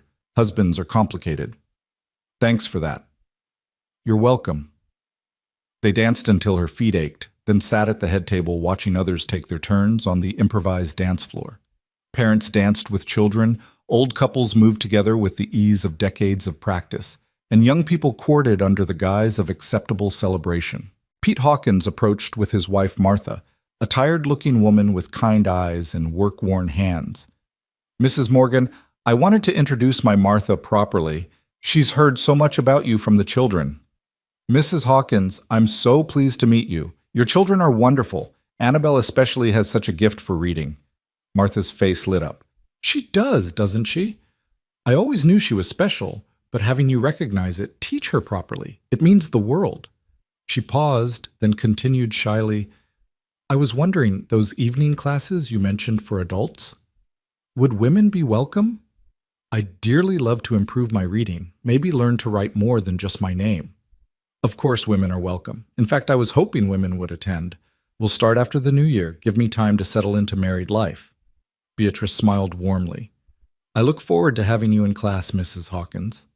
After Martha and Pete moved on, Elias leaned close. You're going to change this whole town. You know that? One student at a time, one mind at a time, you're going to transform what's possible here. We're going to change it, Beatrice corrected. This is a partnership, remember? Fair enough. We're going to change it. As the evening deepened and stars multiplied overhead, the crowd gradually began to thin. Families with young children departed first, followed by older folks who'd already put in a full day of celebration. By the time the moon rose, only a handful of people remained. Rosa and Mrs. Abernathy cleaning up, Miguel and a few ranch hands banking the fires, Sheriff Brennan and Mayor Donovan finishing the last of the whiskey while engaged in philosophical debate about the nature of justice. Finally, even they departed, leaving Elias and Beatrice alone in the lantern-lit yard. Come on, Elias said, offering his hand. There's something I want to show you. He led her away from the house, up the same hill they'd climbed during her first visit to the ranch. At the top, he spread out a blanket he'd somehow had the foresight to leave there earlier, and they sat down together, looking out over the ranch that was now her home. The valley below was peaceful, the buildings casting long shadows in the moonlight.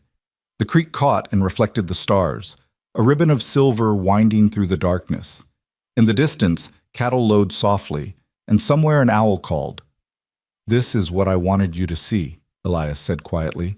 Not just the ranch, but the whole sky. On clear nights like this, you can see forever. When I first came here, used to fighting for every scrap in Missouri, this vastness terrified me. All this space, all this potential, all this responsibility. It felt overwhelming.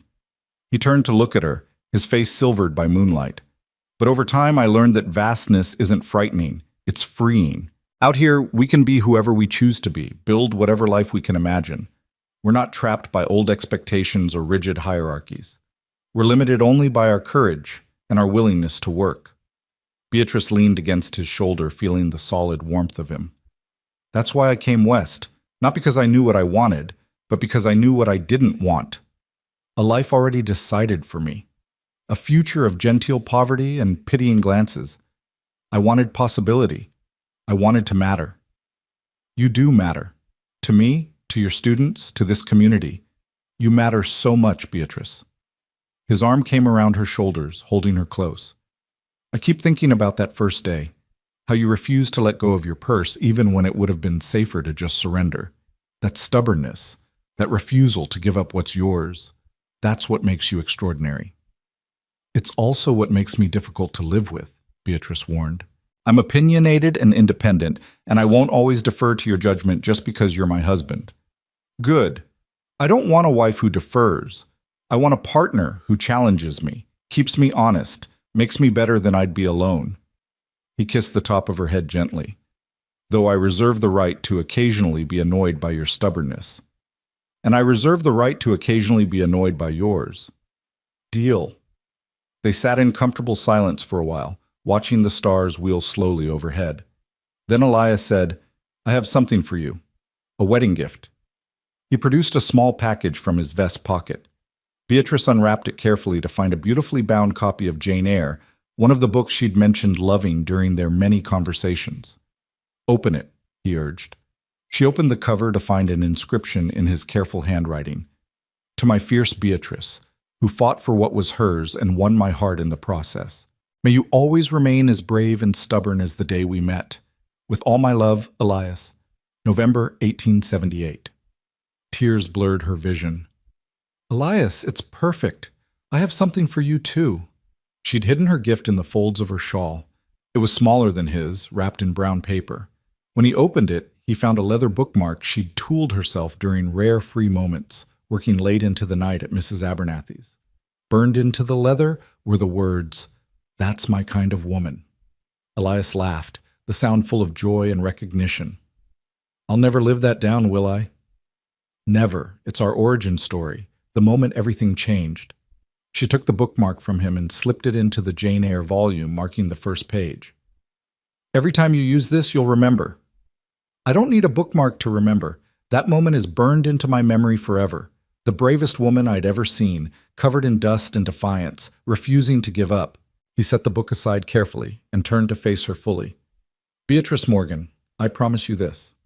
I will spend every day of our life together earning the right to call you my wife. I will support your dreams, celebrate your victories, stand by you through challenges. I will never try to diminish your strength or tame your spirit, and I will love you fiercely, faithfully, forever."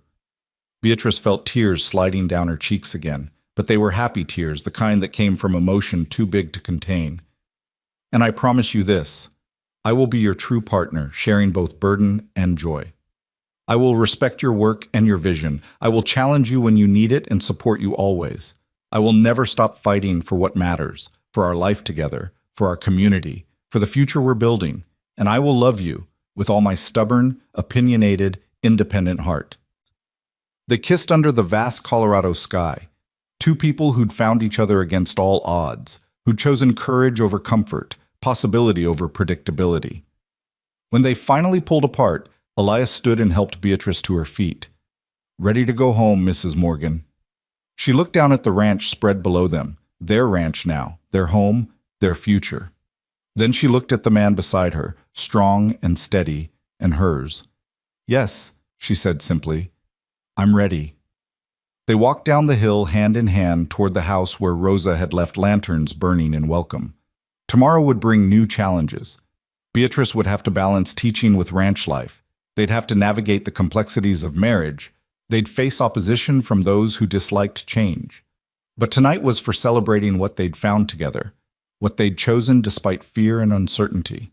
The next morning, Beatrice woke in the master bedroom of the ranch house, sunlight streaming through windows that looked out over the valley. For a moment, she was disoriented, forgetting where she was. Then she felt Elias beside her, felt his arm around her waist, and memory flooded back. She was married. She was home. Elias stirred, his eyes opening. When he saw her watching him, he smiled sleepily. "Morning, wife." "Morning, husband." "Any regrets?" "Not a single one." "You?" "Only that I didn't meet you sooner." He stretched, then sat up. "Rosa will have breakfast ready soon, and then, unfortunately, I have to check on the herd. Miguel mentioned some possible strays yesterday. Reality intrudes even on newlyweds. And I need to prepare tomorrow's lessons. The school board gave me today and Monday off, but Tuesday I'm back to teaching." Beatrice sat up as well, reaching for the dressing gown Rosa had left for her. Welcome to married life, romantic and practical in equal measure. They breakfasted with Rosa, who fussed over them like a proud mother. Then Elias headed out to work, while Beatrice spent the morning exploring her new home more thoroughly. The house was larger than it had seemed during her first visit, with 3 bedrooms upstairs, the master bedroom and Rosa's room on the main floor, and various storage spaces and closets. But what captured her attention was the library. Elias had clearly been adding to it recently. Several boxes of new books sat unopened in one corner. Beatrice spent a happy hour unpacking them, discovering volumes on everything from advanced mathematics to contemporary poetry, from agricultural science to Greek philosophy. He ordered those especially, Rosa said, appearing in the doorway with fresh coffee. Said he wanted you to have plenty to read, that a good library was essential for a household of learning. He's extraordinary, Beatrice said softly. He is, and so are you. You're good for each other, I think. You make each other braver. Rosa set down the coffee tray. Now, we should discuss household matters. I know you'll be teaching most days, so I can handle the daily cooking and cleaning. But perhaps on weekends you might want to take over some tasks, learn to make bread, tend the garden. I'd like that. I'm not very skilled at domestic tasks. My education focused more on academics than housekeeping, but I'm willing to learn. Good. We'll start with bread next Saturday. It's satisfying work kneading dough. Good for thinking. Rosa smiled. And between the two of us, we'll keep this house running smoothly so Elias can focus on the ranch and you can focus on teaching. They spent the rest of the morning planning household routines, with Rosa patiently explaining the rhythms of ranch life. Meals had to be substantial and early. Elias and the hands started work at dawn and needed fuel for hard labor. Laundry was done on Mondays, baking on Wednesdays and Saturdays. The kitchen garden would need attention as long as the weather held, then would be put to bed for winter. It was a different world from Boston, where servants had handled such matters, and Beatrice had focused solely on intellectual pursuits. But she found she didn't mind the practicality of it. There was something satisfying about understanding how a household functioned, about contributing to its maintenance. When Elias returned at midday for dinner, he found Beatrice in the library, surrounded by books and making notes. Planning lessons? He asked. Planning the adult education curriculum. I'm thinking we'll start with basic literacy, reading and writing, but also include some practical mathematics, basic bookkeeping, maybe some geography and history. She looked up at him, her eyes bright with excitement.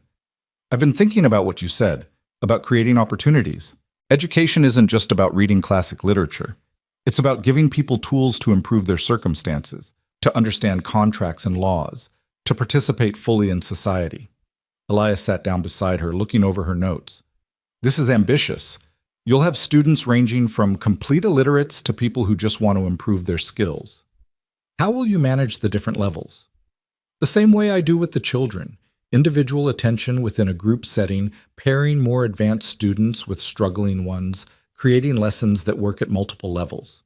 She smiled. It'll be challenging, but challenge is what makes teaching worthwhile. When do you want to start? January, like I told Mrs. Hawkins. That gives us 2 months to settle into married life, get through the Christmas season, and let me finish the fall term with the day students. Then we can open the evening classes 2 nights a week, say Tuesday and Thursday, 7 to 9 in the evening.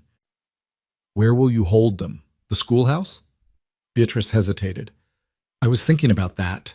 The schoolhouse belongs to the town, and I'd need permission from the school board. Mrs. Blackwood would probably object to using it for adult classes, especially for ranch hands and workers she considers beneath notice. What if we held classes here? Use this room? It's certainly large enough, and we have the books right here for reference. Elias considered this, then nodded slowly. I like it. Makes this house a center of learning, not just a ranch headquarters. And it solves the transportation problem. I can bring my hands here after dinner, and they won't have to make the trip to town and back in the dark. They talked through the details over dinner, their excitement building as the vision took shape. By the time the meal ended, they'd sketched out a basic curriculum, identified potential challenges, and discussed how to spread the word about the classes. We'll make an announcement at church, Beatrice decided. And I'll mention it to parents when they come to collect their children from school. Anyone who wants to learn will be welcome. Men, women, anyone willing to work hard. My kind of woman, Elias said, echoing that first day. Fighting for what matters, expanding what's possible.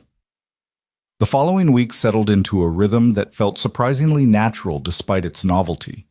Beatrice rose at dawn with Elias, sharing breakfast with him and Rosa before riding her mare into town for school. The ride became easier with practice, and she found she enjoyed the quiet time to think, to prepare mentally for the day ahead. Teaching continued to be both challenging and rewarding. Billy Jenkins had progressed to reading Macbeth and was writing remarkably insightful essays about ambition and power. Emma Chen could now read simple books independently, her confidence growing daily. The Kowalski twins had received a letter from their grandmother in Poland and had read it aloud to the whole class, translating as they went. Even Emily Blackwood had softened somewhat, her superior attitude mellowing into something approaching genuine interest in learning. Beatrice suspected this had less to do with any change in Mrs. Blackwood's views and more to do with Emily developing her own opinions, but she'd take progress wherever it came from.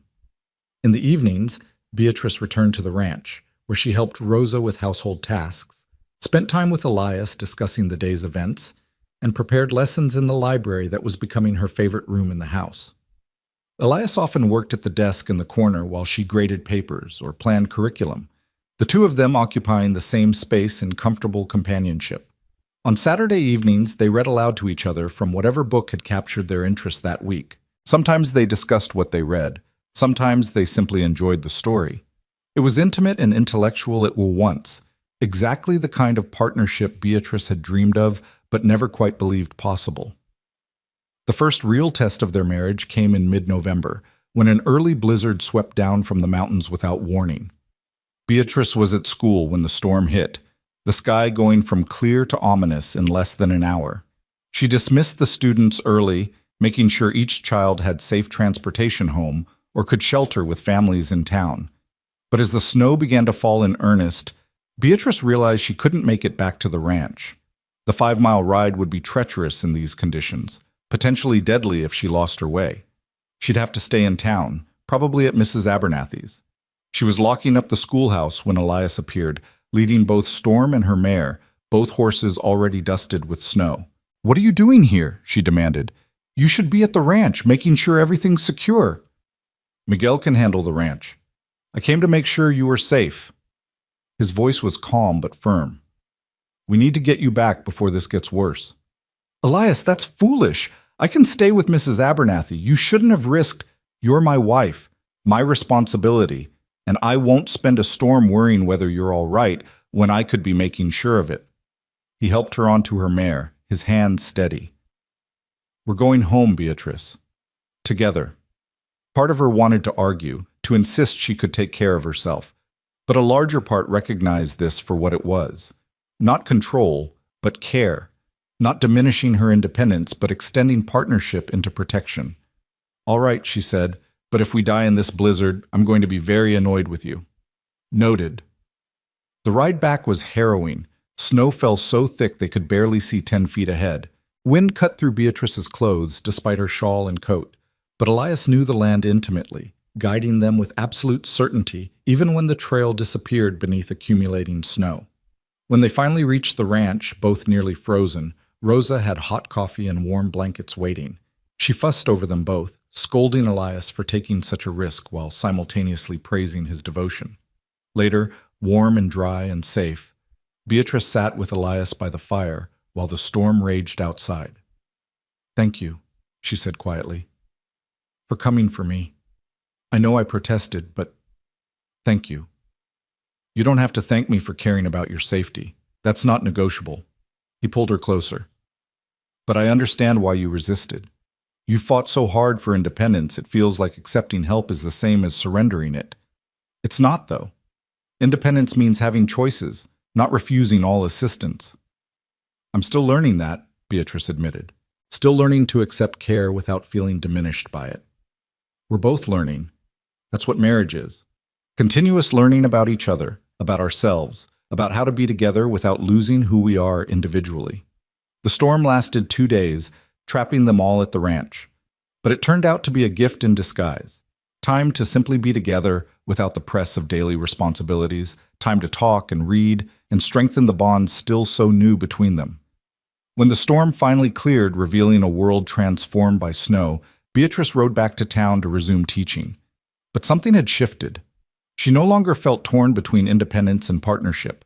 She'd learned it was possible to be both fully herself and fully committed to another person, that strength could be shared without being diminished.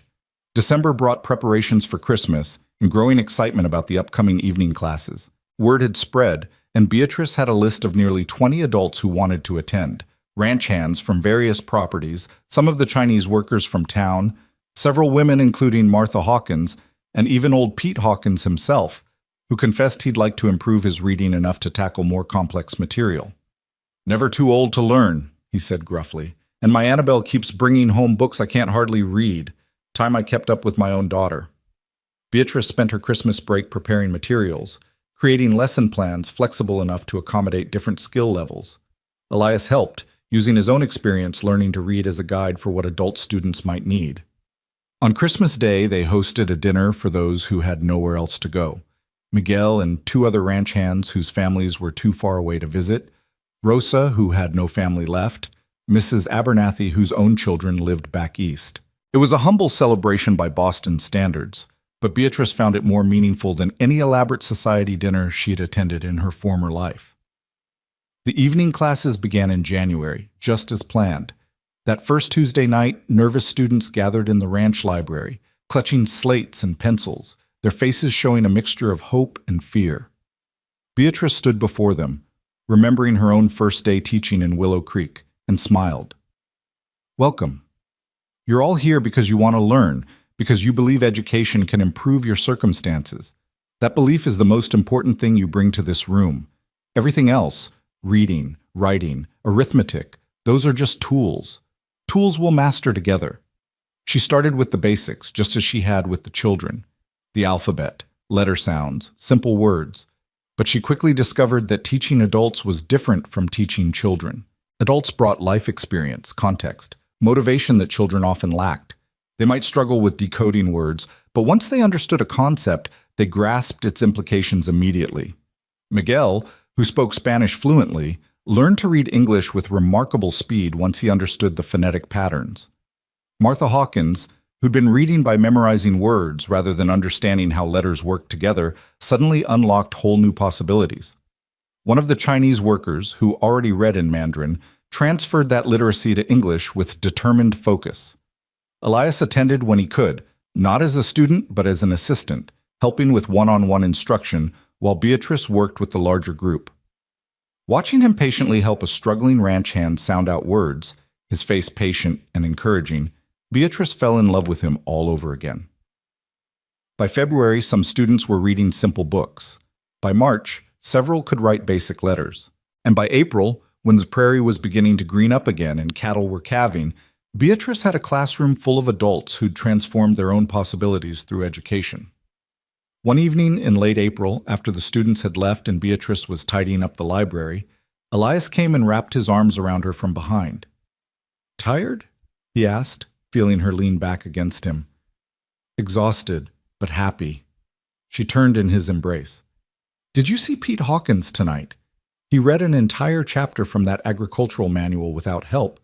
6 months ago, he could barely spell his own name." "I saw. And I saw you too. The way you lit up when he succeeded, like his achievement was your achievement." Elias kissed her forehead gently. "You're changing lives, Beatrice. Mine included." "Our lives," she corrected. "We're changing them together." "Speaking of together," Elias said, his tone shifting to something more serious but also more joyful, "I have something to tell you, or rather, ask you. The ranch is doing well enough that I'm thinking of expanding, buying the property to the north. It would give us access to better water, more grazing, but it's a significant investment and it would mean leaner years while we pay it off." "Why are you asking me?" Beatrice said softly.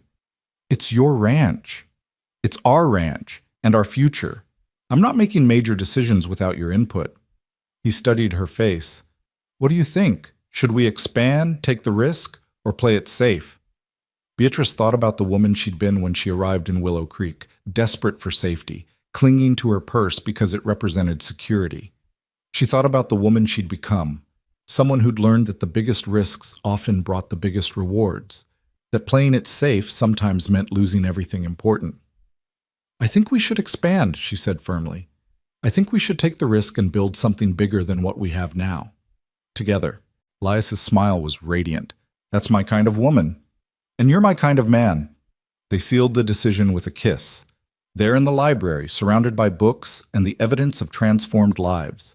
Two people who'd found each other against all odds and were building something neither could have built alone. Late that night, after Rosa had gone to bed and the ranch was quiet, Beatrice sat at the desk in the library with the journal her students had given her as a wedding gift. She'd been adding to it sporadically, recording moments and memories she wanted to preserve. Now, by lamplight, she wrote, "6 months ago, I fought a bandit for my purse on a dusty street, and a cowboy said, 'That's my kind of woman.' Today, that cowboy is my husband, and that dusty street is part of the town where I teach. I came west seeking escape and found purpose instead. I came alone and found partnership. I came afraid and found courage I didn't know I possessed. This is not the life I imagined for myself. It's better. It's real. It's mine, ours. And every day I'm grateful I was brave enough to fight for what I wanted, stubborn enough to refuse what I didn't, and open enough to accept love when it arrived. This is my story, our story, and it's only just beginning." She closed the journal and looked out the window at the vast Colorado sky, stars scattered like diamonds across the darkness. Somewhere in the distance, a coyote called, and cattle lowed in response. The sounds of the frontier, harsh and beautiful, exactly like the life she'd chosen. Elias appeared in the doorway, holding 2 cups of tea.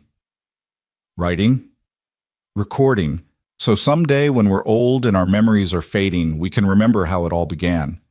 She accepted the tea gratefully. "Come sit with me. Tell me what you're thinking about." He settled beside her, their shoulders touching in comfortable intimacy. "I'm thinking about the future, about the children we might have someday, how they'll grow up in a world we're helping to build. I'm thinking about the adult students reading their first books, about your day students learning to think critically and question assumptions. I'm thinking about how one brave woman refusing to surrender her purse changed my entire life. One patient cowboy saw something in that woman worth cherishing," Beatrice countered. "Worth waiting for, worth protecting, worth building a life with." "We saw each other," Elias said simply. "Really saw each other, not the surface, but the truth underneath. That's the real miracle. Not the falling in love, but the recognition. Like we'd been waiting our whole lives to find someone who understood what mattered." They sat together in the lamplight, sipping tea and talking quietly about small things and large ones, about tomorrow's tasks and next year's dreams. Outside, the vast prairie stretched in all directions, wild and beautiful and full of possibility. And in that warm circle of light, in that house that had become home, 2 people who'd chosen courage over comfort built their future one conversation, one shared dream, one moment of recognition at a time. Years later, when people asked Beatrice how she'd come to Willow Creek, how she'd met her husband, she always told the same story. About fighting a bandit for her purse, about a cowboy who'd tipped his hat and said, "That's my kind of woman," about learning that real strength means knowing when to fight alone and when to fight together.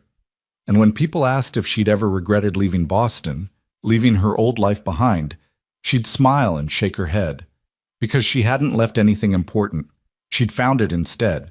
Found herself, found purpose, found love that enhanced rather than diminished, found a partnership that made both of them stronger than they'd been alone. The school thrived under her care, producing students who went on to build businesses and write books and change the territory in small and large ways. The evening classes continued for years, transforming dozens of lives, giving people tools to shape their own futures. And the ranch prospered, growing into one of the most successful operations in Colorado, known for its fair treatment of workers and its commitment to community betterment. But when Beatrice Morgan looked back on her life in her final years, surrounded by children and grandchildren, what she remembered most clearly was that first moment, dusty and bleeding and triumphant, clutching her purse while a cowboy looked at her with respect and recognition and said the words that would change everything. "That's my kind of woman." And she'd become exactly that, a woman who fought for what mattered, who loved fiercely, who built something meaningful from courage and stubbornness and hope. She'd become her own kind of woman, and in doing so had found her perfect match. The story that began with a fight in a dusty street became a legend in Willow Creek, told and retold until it took on mythic proportions. But the truth beneath the legend was simpler and more profound. 2 people who recognized each other across the distance of different worlds, who chose to build a bridge between those worlds, who proved that love rooted in respect and equality could weather any storm. That was the real story. That was the legacy. That was the truth worth fighting for, from that first defiant moment to the last peaceful breath. And it all began because Beatrice Langford refused to let go of what was hers.